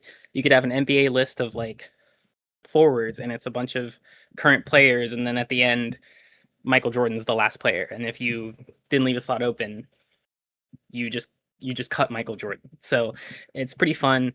The goal is not to get it perfect. It's just to kind of be like, oh my god, I would have done so much better. I would have cut this, and it kind of creates discussion and it's fun stuff. So yeah, the first topic we're gonna do is all-time pause 4 players. So this is esports all time. So current pause 4s, all like previous pause 4s. Just at their primes. So, you know, we don't need like anyone now as a current player. If they were really good in the past, if they want a TI, they could absolutely be on the list. So we keep this category. I'm saying keep. Okay.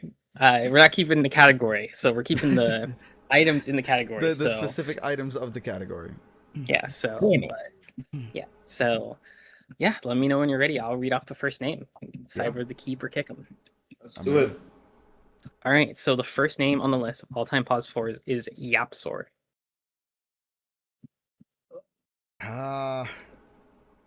Secret Yapsor was a monster. No, Secret Yapsor was a monster. But did he have any? Does he have any like major trophies though? Like he's never won a TI, right?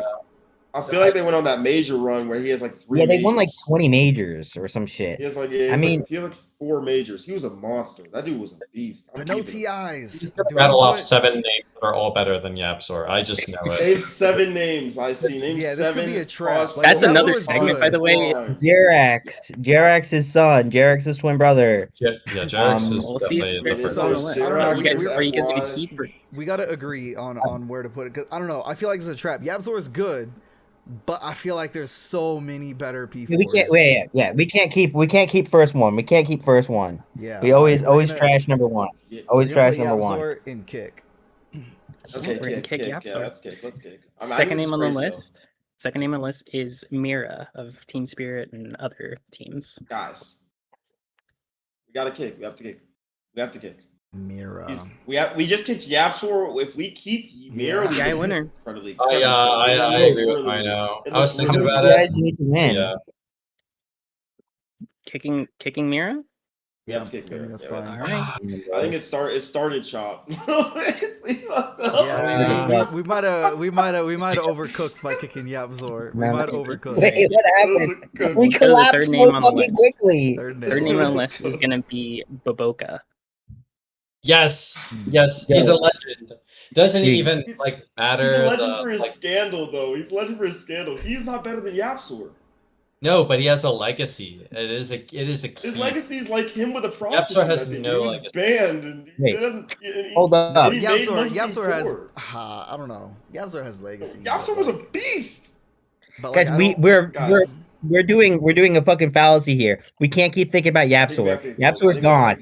He's no longer in the conversation. Well, yeah, Think about it after. But if we keep Boboka, that means that we're saying that Yapsor is worse than Boboka. Like that's worse than Boboka. That's Yeah. exactly what we're saying. Boboka defined how you play Monkey King. Yapsor was just like a good Rubik. And Boboka was a really good Rubik too.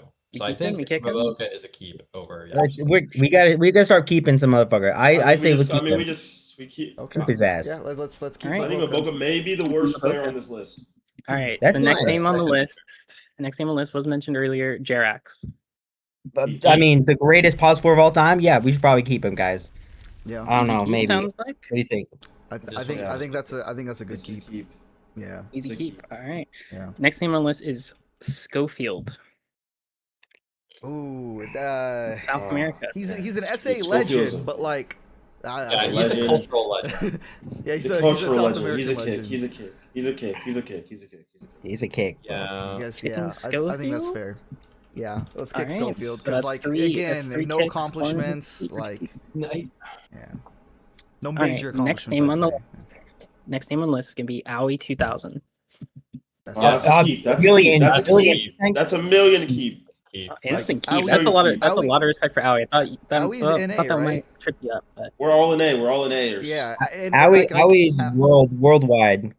But we also like Yeah, I'm but putting I his mean, like, coaching just in career in there terms- as well. in terms of like just like NA though, like I think Owie's like probably one of, if not like the best NA player we've really ever The had. best NA player ever. I mean, Snake King. Snake King's up True. there, yeah. But Alright, yeah, well, I so think- Owie's a keep. A lot of Yeah. respect for Owie. I appreciate that because, like I said, I thought that might trip you up. Mm. So we got 3 and 3. The 7th name on the list is Tim's, Kick. and so you won't be able to choose the last name. You don't know who it is, but We have to Yeah, we instant all kick and know. pray. We have to instant kick. We pray. We didn't fuck up, guys. You can't keep Tim's. who's which team is Tim's on? He's playing right now, right? I think he's He's still an on SCA player. He's an SCA OG, player. but he was TNT. The The for fact a you while, don't know what Fnatic. team he's on means he's a kick. Yeah, The I fact mean, you asked that question means that is a kick. Dude, Tim's, I know Tim's Dobbs is is a top like 10 in the player, chat.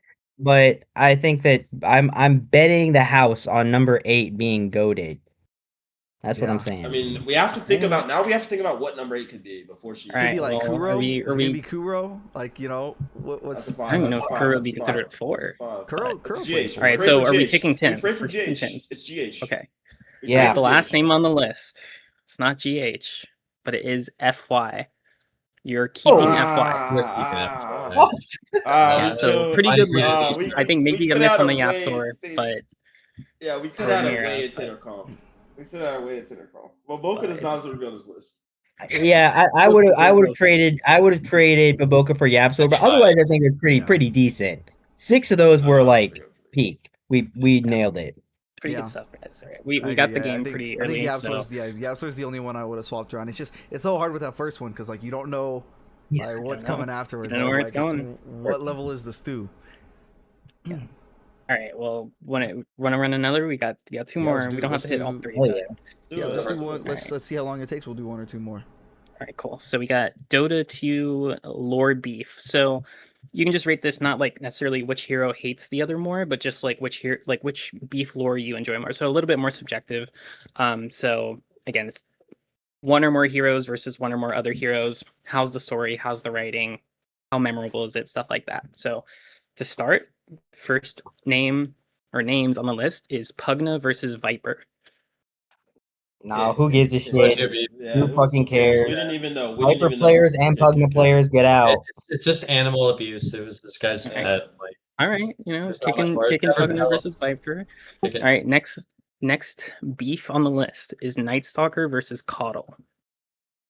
Oh, That's a Is quality. that real? That's a key. That's Is that real? quality. I think that's a key. I That's think- quality. Okay, read the lore. That's quality. That's Because quality. Coddle's the whole like light and sun, and like he's literally like he's weaker during the night.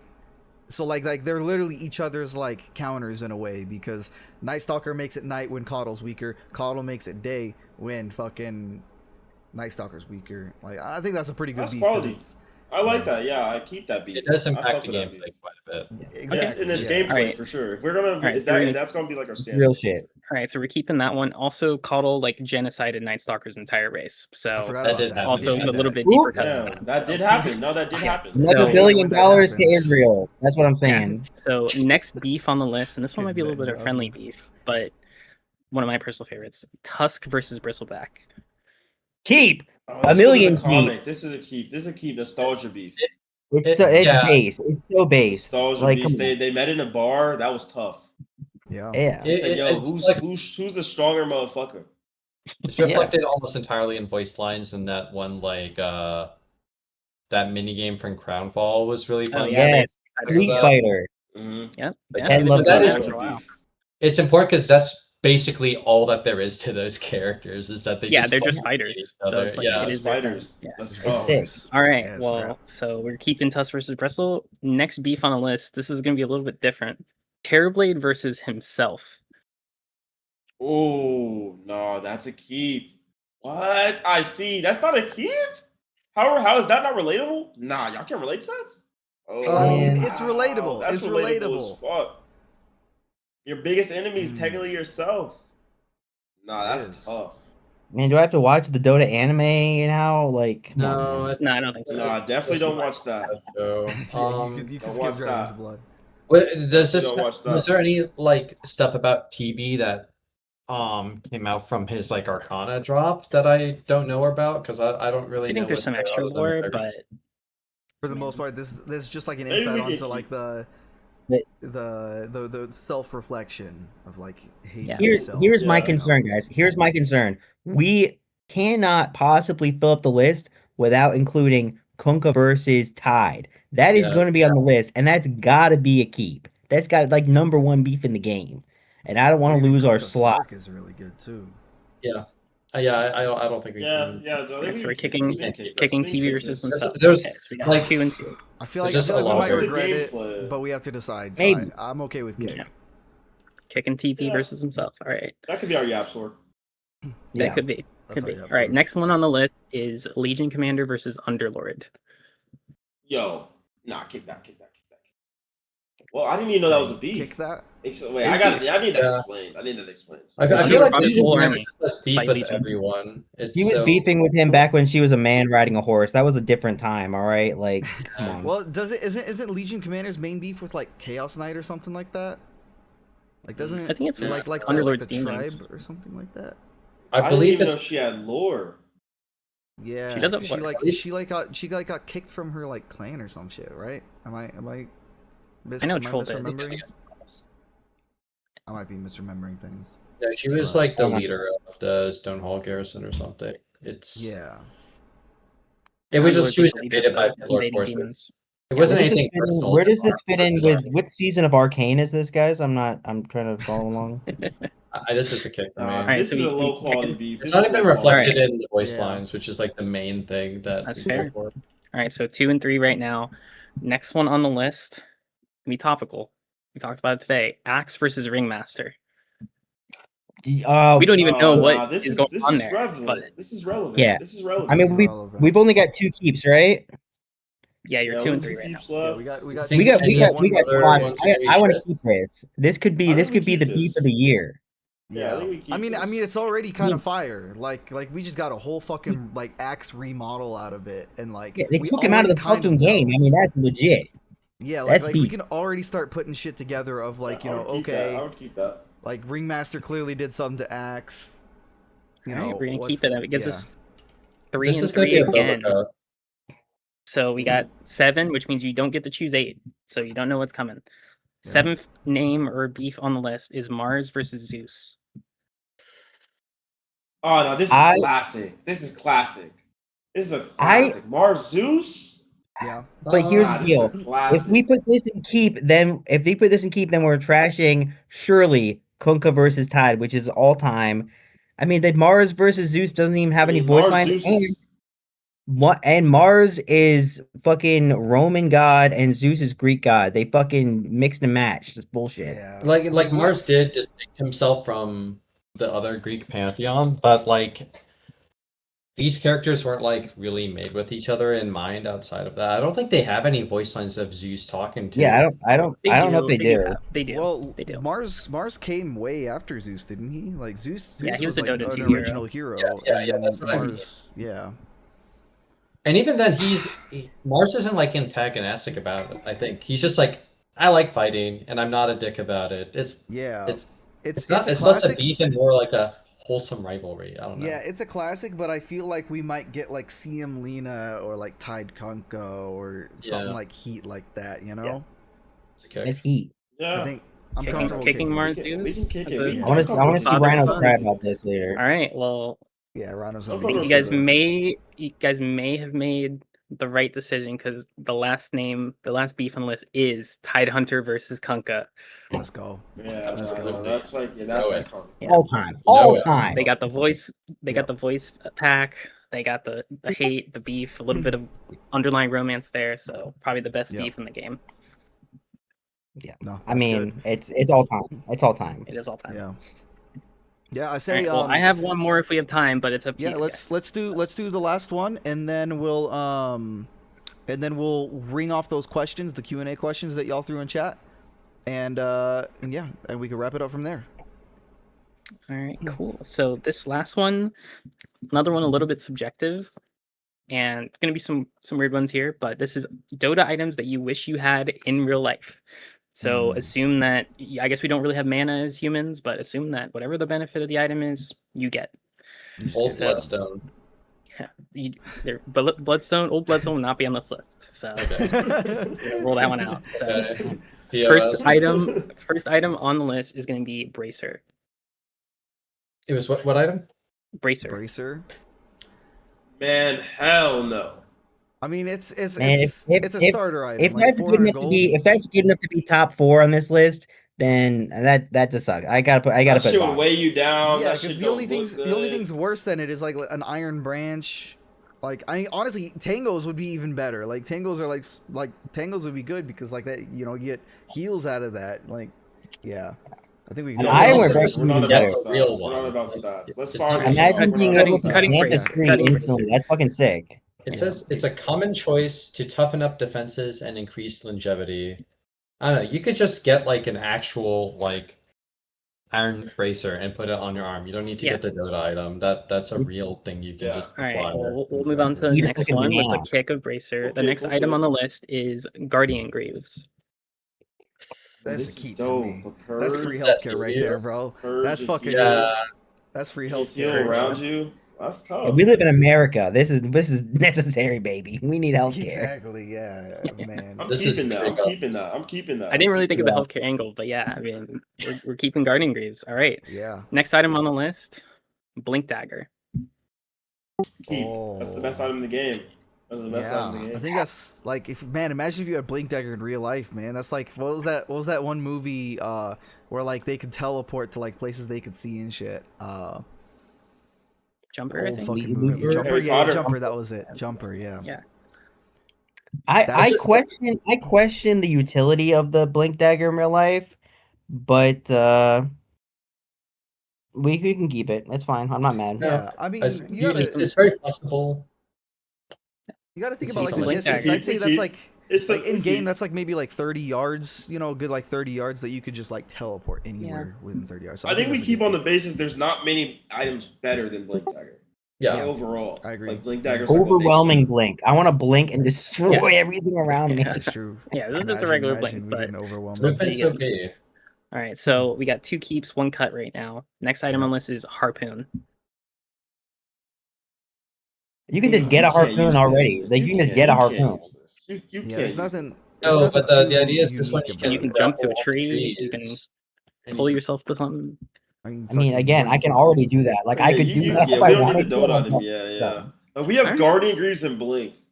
Yeah, Yeah, that Right, shit is right. like straight up magic, whereas harpoon's just like a fucking it's a Harpoon's piece like of a a grappling gun. I Harpoon. think Yeah. Okay. it's I Alright. think it's cool. It's cool. I think it's going to be overshadowed by other things. Oh, Yeah, I Okay. agree. Yeah, Yeah, All right, let's throw that in so the kick. we'll move on to the next one. I guess you guys aren't fans of items you can get in real life. The next one, maybe you're not gonna be a fan of, is Fluffy Hat. Who doesn't want a fluffy hat? All right. Come on. Kick. Oh, all in a fluffy hat. You Guys, can't come just get on. an Ushanka, but it do be a fluffy hat. I mean, it's Uh, cool. Like I bet it's comfy, but like there's gonna be other shit on here where it's like I could fucking, become rich in real life off from like the benefits of like that, So All right. I'm okay with All kick. right. Fluffy hat's a kick, so that's 3 kicks and 1 keep so far. Next item on the list. Who knows if it's legal or not? Helm of the Dominator. Keep that shit. That's fucking Keep sick as that. shit. That's for sure. That's amazing. My trips to the zoo are about to get a whole lot more. It doesn't fucking work on interesting. heroes. It doesn't work on other humans, but it does work on animals. So Dude, I go to the Yeah, that's zoo, I see a absolutely true. tiger, I'm like, my tiger now, bitches. It's mine. Oh, okay. I can get my cat to stack games for me. That's sick. Yeah. All right, so that is now, I believe, Yeah. two, I think it's pretty sick. 2, 2 and 3, yeah. were we 2 and 3 or 3 2 and and 3? 2 and 3, yeah, Three. yeah. Okay. No, we're All 3 right, and 3. so So the next one decides our. okay, 7 yeah, and Greaves, 8. Dagger, Dominator. Okay, yeah, so 7 and 8. So next item on the list, number 7, is Pipe of Insight. That's a hard one. That's a Okay, hard Why do one. you But need you have, magic to, resistance? you have to think about this angle though. Like, if you could smoke something so good that it gives you like some fucking magic barrier, that's got to be some good shit to smoke. Hold up, he's fucking cooking. Like He's whatever cooking. they got in that pipe Why might go kind of why do crazy. you need magic resistance? Why do you need magic resistance? I mean, who gives a fuck about the magic resistance? Like, Because Like, there's some maybe- motherfucker running around with the Dagon now. Yeah, That's true, that's yeah, the the You need to fucking- think about the meta of the Dota items. Exactly. Just in The next book. item could be like Divine BKB. Rapier, bro. But it could Divine. just be I don't know. It could be I know drums would Galleon be of better Courage. than this shit. well, because I mean, we'll also A think lot of about magic. like in Dota. Anytime there's an explosion, that's magic damage. So a pipe should theoretically protect you from like explosions, anything that's not just like someone hitting you, right? Fire. Yeah, but fire. That is I'm not not day to even- day. I mean, Where versus are his you, health Mango? Where do regen you is stay probably at? That is amazing. not day to day.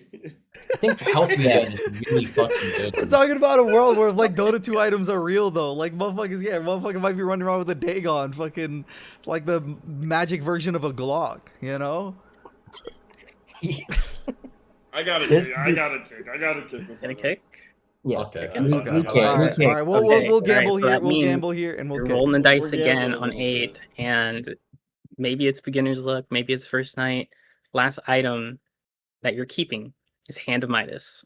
Yes! Oh, Let's yeah. go! Yeah, that's pretty good. Yeah, no, My that's Yeah. great. trips are about to be even fucking better. Let's see it, baby. Yeah, I mean, fucking every few minutes I get a couple hundred gold. Let's go. Yep, so that was keep But you do 4, gotta kick kill 4. something to use it. Like, You we do, were thinking you about do. that. You have The to kill neighbor's something dog every just time has you to use go, it. dude. Yeah, the fucking Yeah. neighborhood like is posting like flyers everywhere, like fucking like 100 flyers of like, hey, Have did you see my dog? Fluffy? Fucking It's epidemic of just missing a animals. humane way to euthanize animals at the local shelter. I don't think that's humane, dude. For some gold. What is it? I mean, if you get Uh, turned into gold, like that's pretty instant. Unethical item. Alright, well, yeah, that was keep Alright. 4, kick 4. So if y'all liked it, don't like it, That's good. please, That's sick. No, by that all was means. good. you That know. was That was good. awesome. He's That was fucking awesome. goated. That That was was key segment, awesome. +1 rep to key, 100%. Yep. Someone's We're- What we're are my my great. questions? What are my chat questions, Mango? Yeah, so we're gonna go on and wrap it up with our Q&A section. We did get some maybe 1 or 2 serious questions in here, but some kind of crazy ones. I see Chev Teasy asked Rhino, why is Sev my demon villain now, and why do I hate him? Wait, so let me just rant about Chev for like 30 seconds and give him what he wants. Chev, you've been on a wild tangent recently of like not being able to comprehend basic like human sentences. I don't know what happened to like the intelligent Chev that was like cool and the community liked. But like, bro, what the fuck has been up with you recently, bro? Like, you're throwing in like random shit in the Discord chat. You're saying like calling people chuds and shit. Like, this is not like 35-year-old Chev who has a wife and damn near kids at the crib. Like, bro, I need you to lock the fuck in, grow the fuck up, mature a little bit, ask real serious questions when prompted. And to answer the actual question between Chev and Sev, I thought you gave him a lot of loyalty. I really would have liked to team with you in IPA down in the rec league, but you held out. You were loyal to him, and I honestly, if I was in this position, I would have dipped and stayed a free agent with you. But yeah, bro, that's really how I see it. That's really how I see it. Is I would have stayed loyal to the dude who stayed loyal to me for 3 seasons, damn near. So, JSP. Who is JSP 75? Who is JSP 75? Anyone knows that? JXP? JXP is Panda, I believe. Panda. Oh, it's Rat. Oh, Rat. It's Rat. I believe so. Okay. JXP? Okay, Yeah. XP is Rat. Panda. Oh, it's Shawnee. Okay, I like. Yeah. I thought okay. I thought it was one of my ops. That was one of your ops. I thought it was one of my ops. It's family. It's Alright. family. It's family. I mean, It's family. could be your op. It's like just depends on what side of the bed he wakes up on, I think. That is true. Either way, it's family. Shout out Shoni. All right. Now, this one's kind of open-ended. Teju threw in a few questions asking who we got winning champ, Heroic and Conk. I'm gonna be honest. The only division I'm personally familiar with right now is champ. So that's the only one that I could speak to. And I feel like there is a favorite, a clear favorite to most likely win it. But I think OTF for the most part just is looking way too good. I think OTD can compete for it for sure. But I don't know. What do y'all think? An easy question. Family sweep. OTG, Family sweep, OTD, yeah. OTK. Let's fucking see it, baby. Family sweep across the Realistically, board. family sweep. I think there are some contenders for sure. I can't really talk about Heroic as much, but I can talk about Champ and Conk. I think Target has a squad. I think like OTD OTF, like even though, and I told OTF this, like when they were, this Hulk came to me and Phoenix came to me, and we're in our little group chat, and they're talking about like who they're gonna pick and things of that nature. I think it's really, really hard to beat a team like 3 to 4 to 5 to 6 to 7 times. Like the more and more you beat a team, the harder and harder it gets because the team is gonna know your tendencies. They're gonna know their things. OTF and OTD are like brothers and sisters, damn near, because we like run the fucking foursomes. They fucking have scrimmed outside that. I'm pretty sure they've played each other in season. That's a lot of playing each other for like a 2 month, like not even like a month and a half, right? And now we're in playoffs, and now potentially that could be a first bracket matchup. Obviously, I have no weight in that decision, but I did just say that it is incredibly hard to beat a team that many times, and then have to face them in a BO3, with like potentially without a patch. We're not 100% sure. So yeah, I think I also dark horse Savage.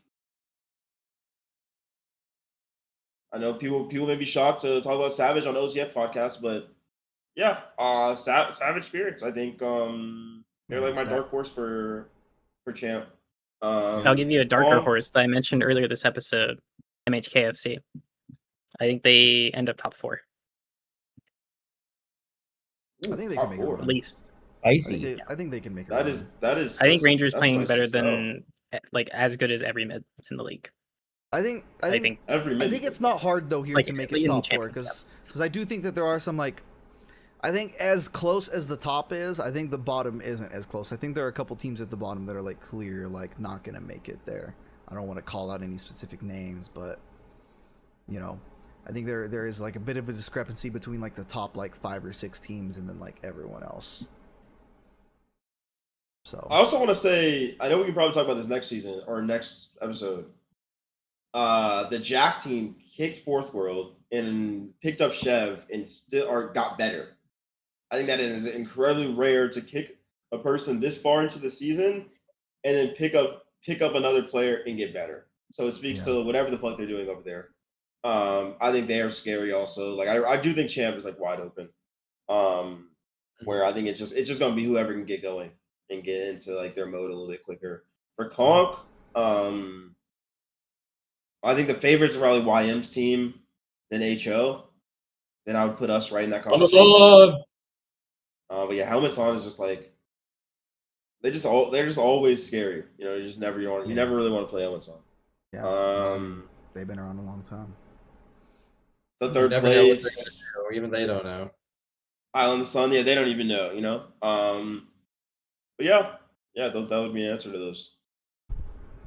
Awesome. All right, we'll move on to the next question from Heart Run. This one's kind of a long question here. For the admins and the vets of 82L, what are your visions of how we can make 82L? I'm gonna guess better, or that's supposed to say better, and how we can grow 82L as a whole and create good quality seasons, not just for the players but also the divs as a whole. Do you think that more teams coming in with enough know how to play and sustain is good, or do you think each team should be perfect when coming into the season?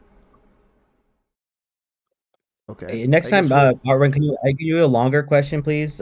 We That's definitely like a few don't like questions. So questions so short. we'll start out with like we'll kind of split this up. So, what are your visions of how we can make AD2L grow and make it better, for not just the individual players but just as a whole?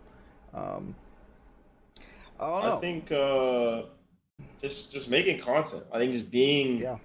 active and being in the community and talking to people and playing in the minis and like grading the admins and like talking in the chat that's not just bullshit. Like everything in that is growing the league. I think like I was And actually shocked when Subble first showed like the growth of the league is like it's still growing. Like the yeah, growth of the league is actually pretty crazy. So like yeah. if we can just keep going with what we've been doing it and like I that. I think that I have a bit of a hot one here.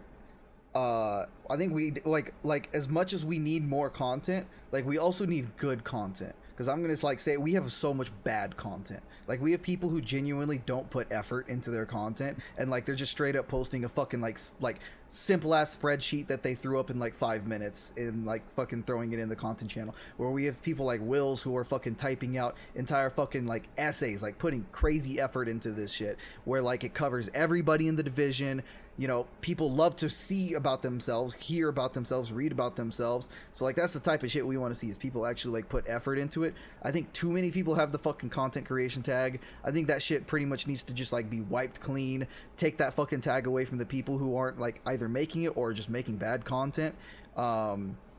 And like like foster like a fucking environment for good content, like what Wills does, what Rhino does, and like fucking that's gonna make other people create better content, because unfortunately we've been loose with it, and so people go and do fucking low effort shitty content, and then other people are like, oh, I'm just gonna do the same low effort shitty content, and like then we just end up with fucking a bunch of spreadsheets posted in the fucking content channel.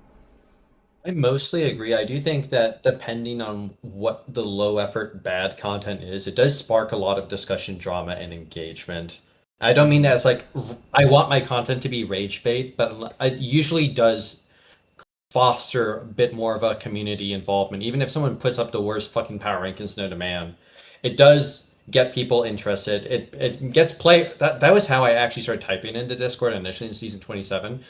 People call me a shitty mid. Mad Max told me I need to get in there and tell these motherfuckers what I think. It is helpful and it gets people talking as long as it doesn't get too toxic. But Yeah. I do think kill like the AI generated shit. Like we haven't actually had AI generated content, just posters, which I'm kind of ambivalent That was the about. weirdest fucking thread ever, by the way. The feedback, yeah, best thing to do in the Discord, kill the feedback post fucking threads. This shit's fucking so terrible. That's actually That might be the facts. best take so far, honestly. That's Feedback has actually been facts. feedback But is yeah, Chef makes a new feedback new post every 2 weeks. fucking feedback no, is just like but a magnet for ozone. Like yeah. you post a feedback thread, he'll just Ozone like and ruin Thick your life Fog. for like 4 Ozone and hours. Thick Fog will come in there and just like shit on you. Yeah. Well, the fucking worst part about the feedback threads is they never get fucking locked. So some random fucking guy will comment on a fucking post that's like a month old about like some random bullshit, and then like the discussion just picks up again, and no one's paying attention to like what has actually been done about it. I'm like, Do Jesus you fucking think Christ, like people should be closing threads? That was something that was brought up earlier. Like, why lock the thread? We have never locked any feedback threads. Like, if someone yeah, wants to talk about something, they should have the right to say it, no matter Yeah. what. Feedback threads. Like, if someone yeah, wants to talk about something, they should have the right to say it, no matter Yeah. what. They also, we reserve the right to clown on them if they say dumb shit, but yeah. I don't really see the benefit of locking Yeah, I don't threads know. and I'm just shooting the shit. But yeah, I yeah, mean, I get what you're saying. yeah, but no, I mean, I think if we're going back to the real topic, growing AD2L, which I think is, great and important. And this may be my bias here, but I think that one of the best things we can do is uh, fertilize and foster the lower divisions like Explorer, That's what because I was gonna say. that's where you're gonna get the new players. I mean, I think if you look at the number of new players we saw this season in particular, a lot of those are new players in Explorer who Explorer and have never Voyager, played yeah. Captain's Mode before. They're just coming in here, and I think that having that division where you don't have like basically like okay Archon 5 like Legend players or Legend 3 that to sandbag it down to Archon 5, whatever, like they're not getting shit stomped. They're having real games, they're having a lot of fun, and they're getting to, I mean, in this case, they get to enjoy content that covers what they're doing. I think that that community is really strong. Not the least of which because of the MTL community, the Maritime Linking community. I think they do a really good job at fostering. And I think they pulled a lot of the Learn Dota 2 League players and the PWR in-house league players in this season, which is great. And the point is, if those people have a good time, they are going to bring more people in for next season. And ideally, these teams will grow.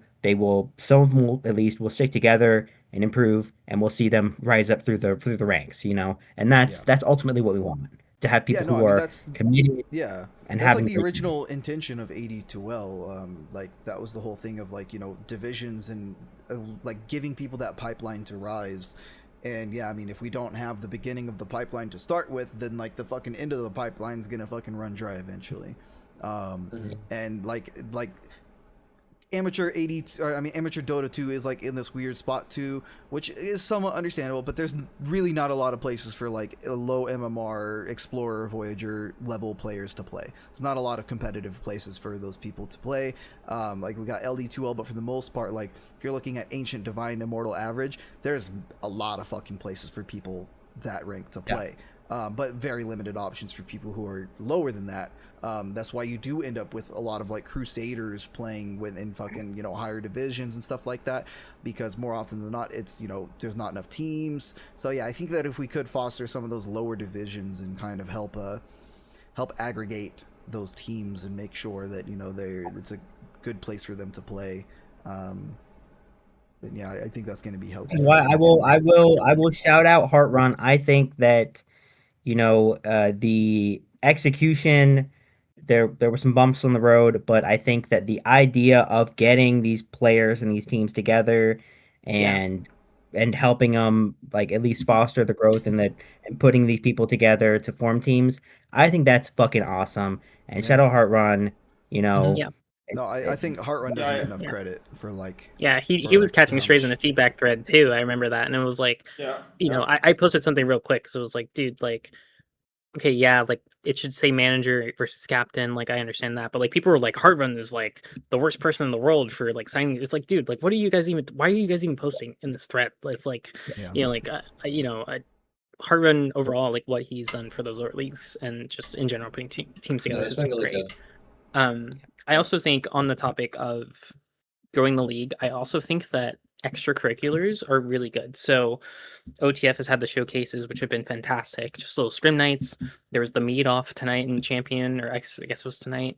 That was really cool that they put that together. The more we can have for that, even if it's cross division stuff, I would love to see more of that in the future. If Explorer and Voyager can have their own versions of that, I think that would be really cool and build interest around it. And so the more, not just the Thursday night games, and the Thursday night games are amazing, but the more content, the more activities and events we can have outside of those, I think that keeps people engaged with the league more. Yeah. No, I yeah. agree. To add to that, just like a minute when I joined, or like probably not when I joined, but like probably like 5 to 6 to 7 seasons after I joined, like the rise of org started. Like we had like golf started, we had pot, we had WSS, we had we had Grin. Like we had like 6 or 7 like prominent orgs that had like 5 teams Damage across the for a league. while. Yep. Damage as well, like those guys, like and they had like a little tree of like lower skilled players as well. I think that hopefully that culture comes back. I think that's what I want to do here at OTF. I think Heart Run hopefully does that at Josh A. Grin's always sort of tried to cultivate that sort of culture. But it's very much of like there's shit to do in Dota that outside of those Thursday matches. Like he hit it perfectly. Is like we've got to push that as well as like Yeah. and it's like 8-12 shit as well. Like we don't have to push our players to play in other leagues. Like there's other things that you can do to interact with the league. That's not go and play in other shittier leagues. I won't call those out, but yeah, that's really just my take on that. Yeah, I mean, at the end of the day, place like 82, it's a community, and if it doesn't feel communal, people aren't gonna want to play. They're not gonna want to be involved. If it feels like something where you just like show up and you don't know who you're playing against, it's much less fun. It's so much more fun when you feel involved, when you have reasons to be involved, and there's like extracurriculars to help you get involved, get to know the people in the community. It makes it so much more fun. Like even if you dislike the people on the other team, it's better than just not knowing them, because then at least it's like there's some beef, there's some engagement. So that's why I love anytime there's extracurriculars, stuff like that, because it gives opportunities for like it to be more communal, for people to get to know each other better. But we'll go on ahead and try and crunch out these next few questions. We just passed 2 hours, so we've been going for a hot minute. Chev, I'm gonna skip that question. Why does Target yap so loud from Marooney's backpack? It's crazy. Hulk, we'll go on. Oh yeah, we'll hit Hulk's question. I like that one. Who are each of everyone's favorite teammates and or teams they've played on? Include the players if you say the team. I'll let someone else start off with this one. It's got to be my boys,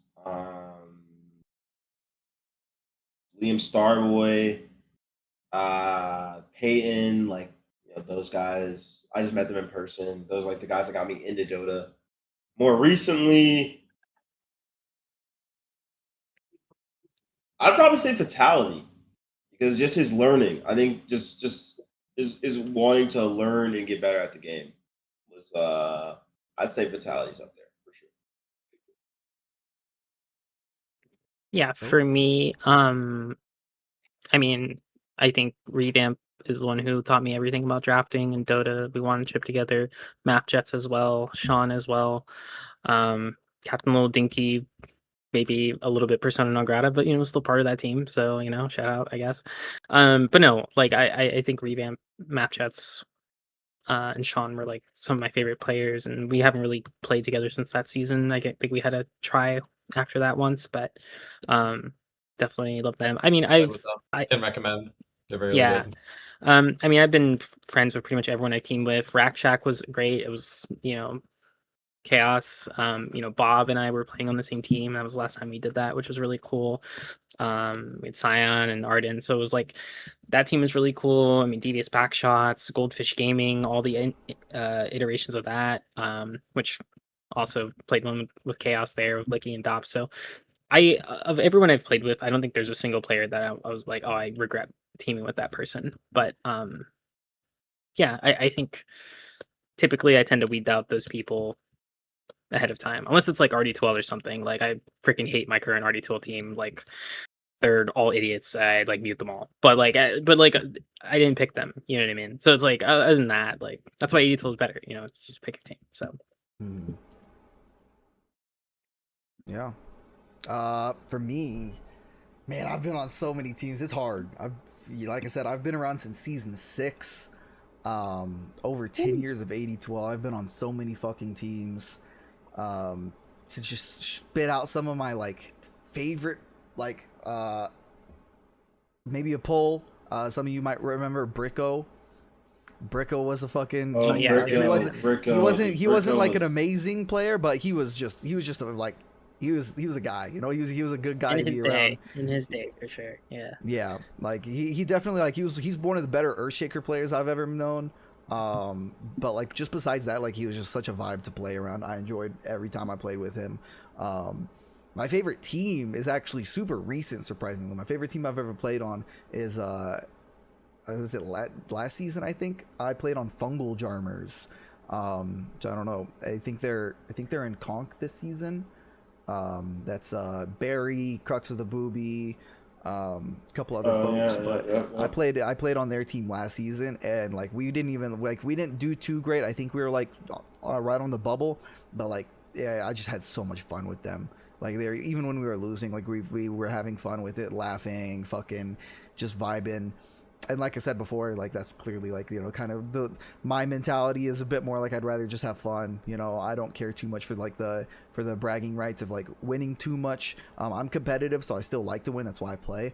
But at the end of the day, for me, I enjoy like just being able to sit down with some friends and like enjoy playing some like competitive Dota. And so Fungal Jarmers, like that was them. I still play Dota with them all the time, and yeah, those are just my favorite people overall to play with. I've also just played with so many people. I think Key said all of the names I was going to recommend already. I haven't played with Tubao yet. I would love to sometime in the future if I ever hit up competitive Dota again. Rats. Gambit's a blast to play with. Jamie plays Gamies, awesome to team with. Good. Maybe. Just many names. I love Jamie. A lot of the like old golfers like Clippy, Grace Jam, really fun to play with. I don't know if she's going to return to playing Dota anytime soon, but she's a great person. Yeah, there's just so many great people in this league to play with. Oh, I also forgot to say Dops. I loved playing with Dops. Dops is Dops, fucking great to play with. Yeah. Yeah, I would agree with Dops. Yeah. Yeah, from my side, I mean, I gotta shout out Submariniers kicked me off 2 separate teams at this point. Bring him back is what I'm trying to say. You know, my goat. He didn't do nothing. He didn't do nothing, guys. That's my stance. Funny lore, actually. That's pretty funny. Is that gonna be my next song? We got a free Malibu. I don't know. Yeah. I would say that you know, over the last couple of years, I've been playing a lot more with my dear, beautiful wife, Toasty. She's really come a long way under the tutelage of Furious George. If you guys know him, he's been playing a lot with George is her. a goat. Yeah. He's awesome. Literally He's the such mini a goat. nice. Like, He's such the a best nice ever. guy. It's crazy. I do thank Gaben every day that he is gay as a 3-pound no. Otherwise, he would be stealing my girl. You know, I appreciate that. But yeah, no, I've been loving playing with her. Pride Month, baby. Yeah, shout out Pride Month. Shout out Pride Month, yo. But yeah, no, I like playing with her. And shout out my boy Johnny, captain of the Dingoes, took me to my chip, not last season before in Voyager, which was really fun. But yeah, it's been a lot of different random teams over the years, a lot of fun. So that's what's up. No, yeah, I mean, I fucking big shout out to you too, Wills, because you're kind of living the life. Like you're fucking married to someone who like you get to play Dota with, like just sit down and play Dota with. Like that's a goal right there. That's like on Fungal Jarmers, Barry and Crux. They're a couple too, and they just sit down and play Dota together. And I'm like, man, if that ain't goals right there, being able to like do my favorite hobby with my partner, that's life right there. But really once he learns how to stack pull, it's gonna be fucking sick as shit. That's all I'm saying. It's gonna be lights out. Let me see. Oh, that's Chev still talking about the Marooney comment. Let's see. Are there any other questions here? I feel like there were some late questions that came way later. We'll just ban those people. It's fine. I should like really like just copy and pasted all the questions that I saw. Yeah, no, I think we covered pretty much all the like the actual questions that weren't just like. I mean, Marooney asked who and why is Westlake the best player in 82L. Speaks for itself. Have you ever listened to one of his fucking raps? Like, fucking, were you stupid, Marooney? Fucking idiot. I love Marooney. Marooney's great. Another one of my favorite. Yeah, another former teammate of mine that was amazing to play with. Yeah, Marooney's always just like such a good vibe. Fucking Marooney added me on Discord. He added me as a friend on Discord the other day, and when I accepted it, he's like, "That was an accident." W. It's just like I Awesome. didn't mean to do that. I'm like, that's so fucking base, bro. That's a Holy great shit. fucking person to accidentally, fucking. He's great. Yeah, I'm like, nice, dude. There's Yeah, no, we'll have to have him on for a dad episode if we have a dad episode. hell yeah. I- Let's fucking go, baby. That's a topic for sure. Yeah. Raising your children to be the next generation. Yeah. All right. Yeah, I think we've covered everything for, or at least as much as we should for today. We're already at 2 hours and 16 minutes into this stream. Hell yeah. So I think we covered quite a bit today. Thank you all for tuning in so much. Like Rhino said, we've been planning to do this podcast for a while. We have many more subjects already, stored and written down of stuff that we want to talk about. We are going to have a rotating panel. Of course, we want people coming back. We want new people. We want old voices, new voices, etc. So if you're interested in hopping on, let us know. Let me or Rhino know, and we can fit you in somewhere, because we want to get as many different voices as we can, hear what people have to say. A lot of people have shit to say and they just don't have the platform to say it. So that's what this is. This is the platform to come here and speak your shit. So thank you all for tuning in. Does anyone else have some parting messages?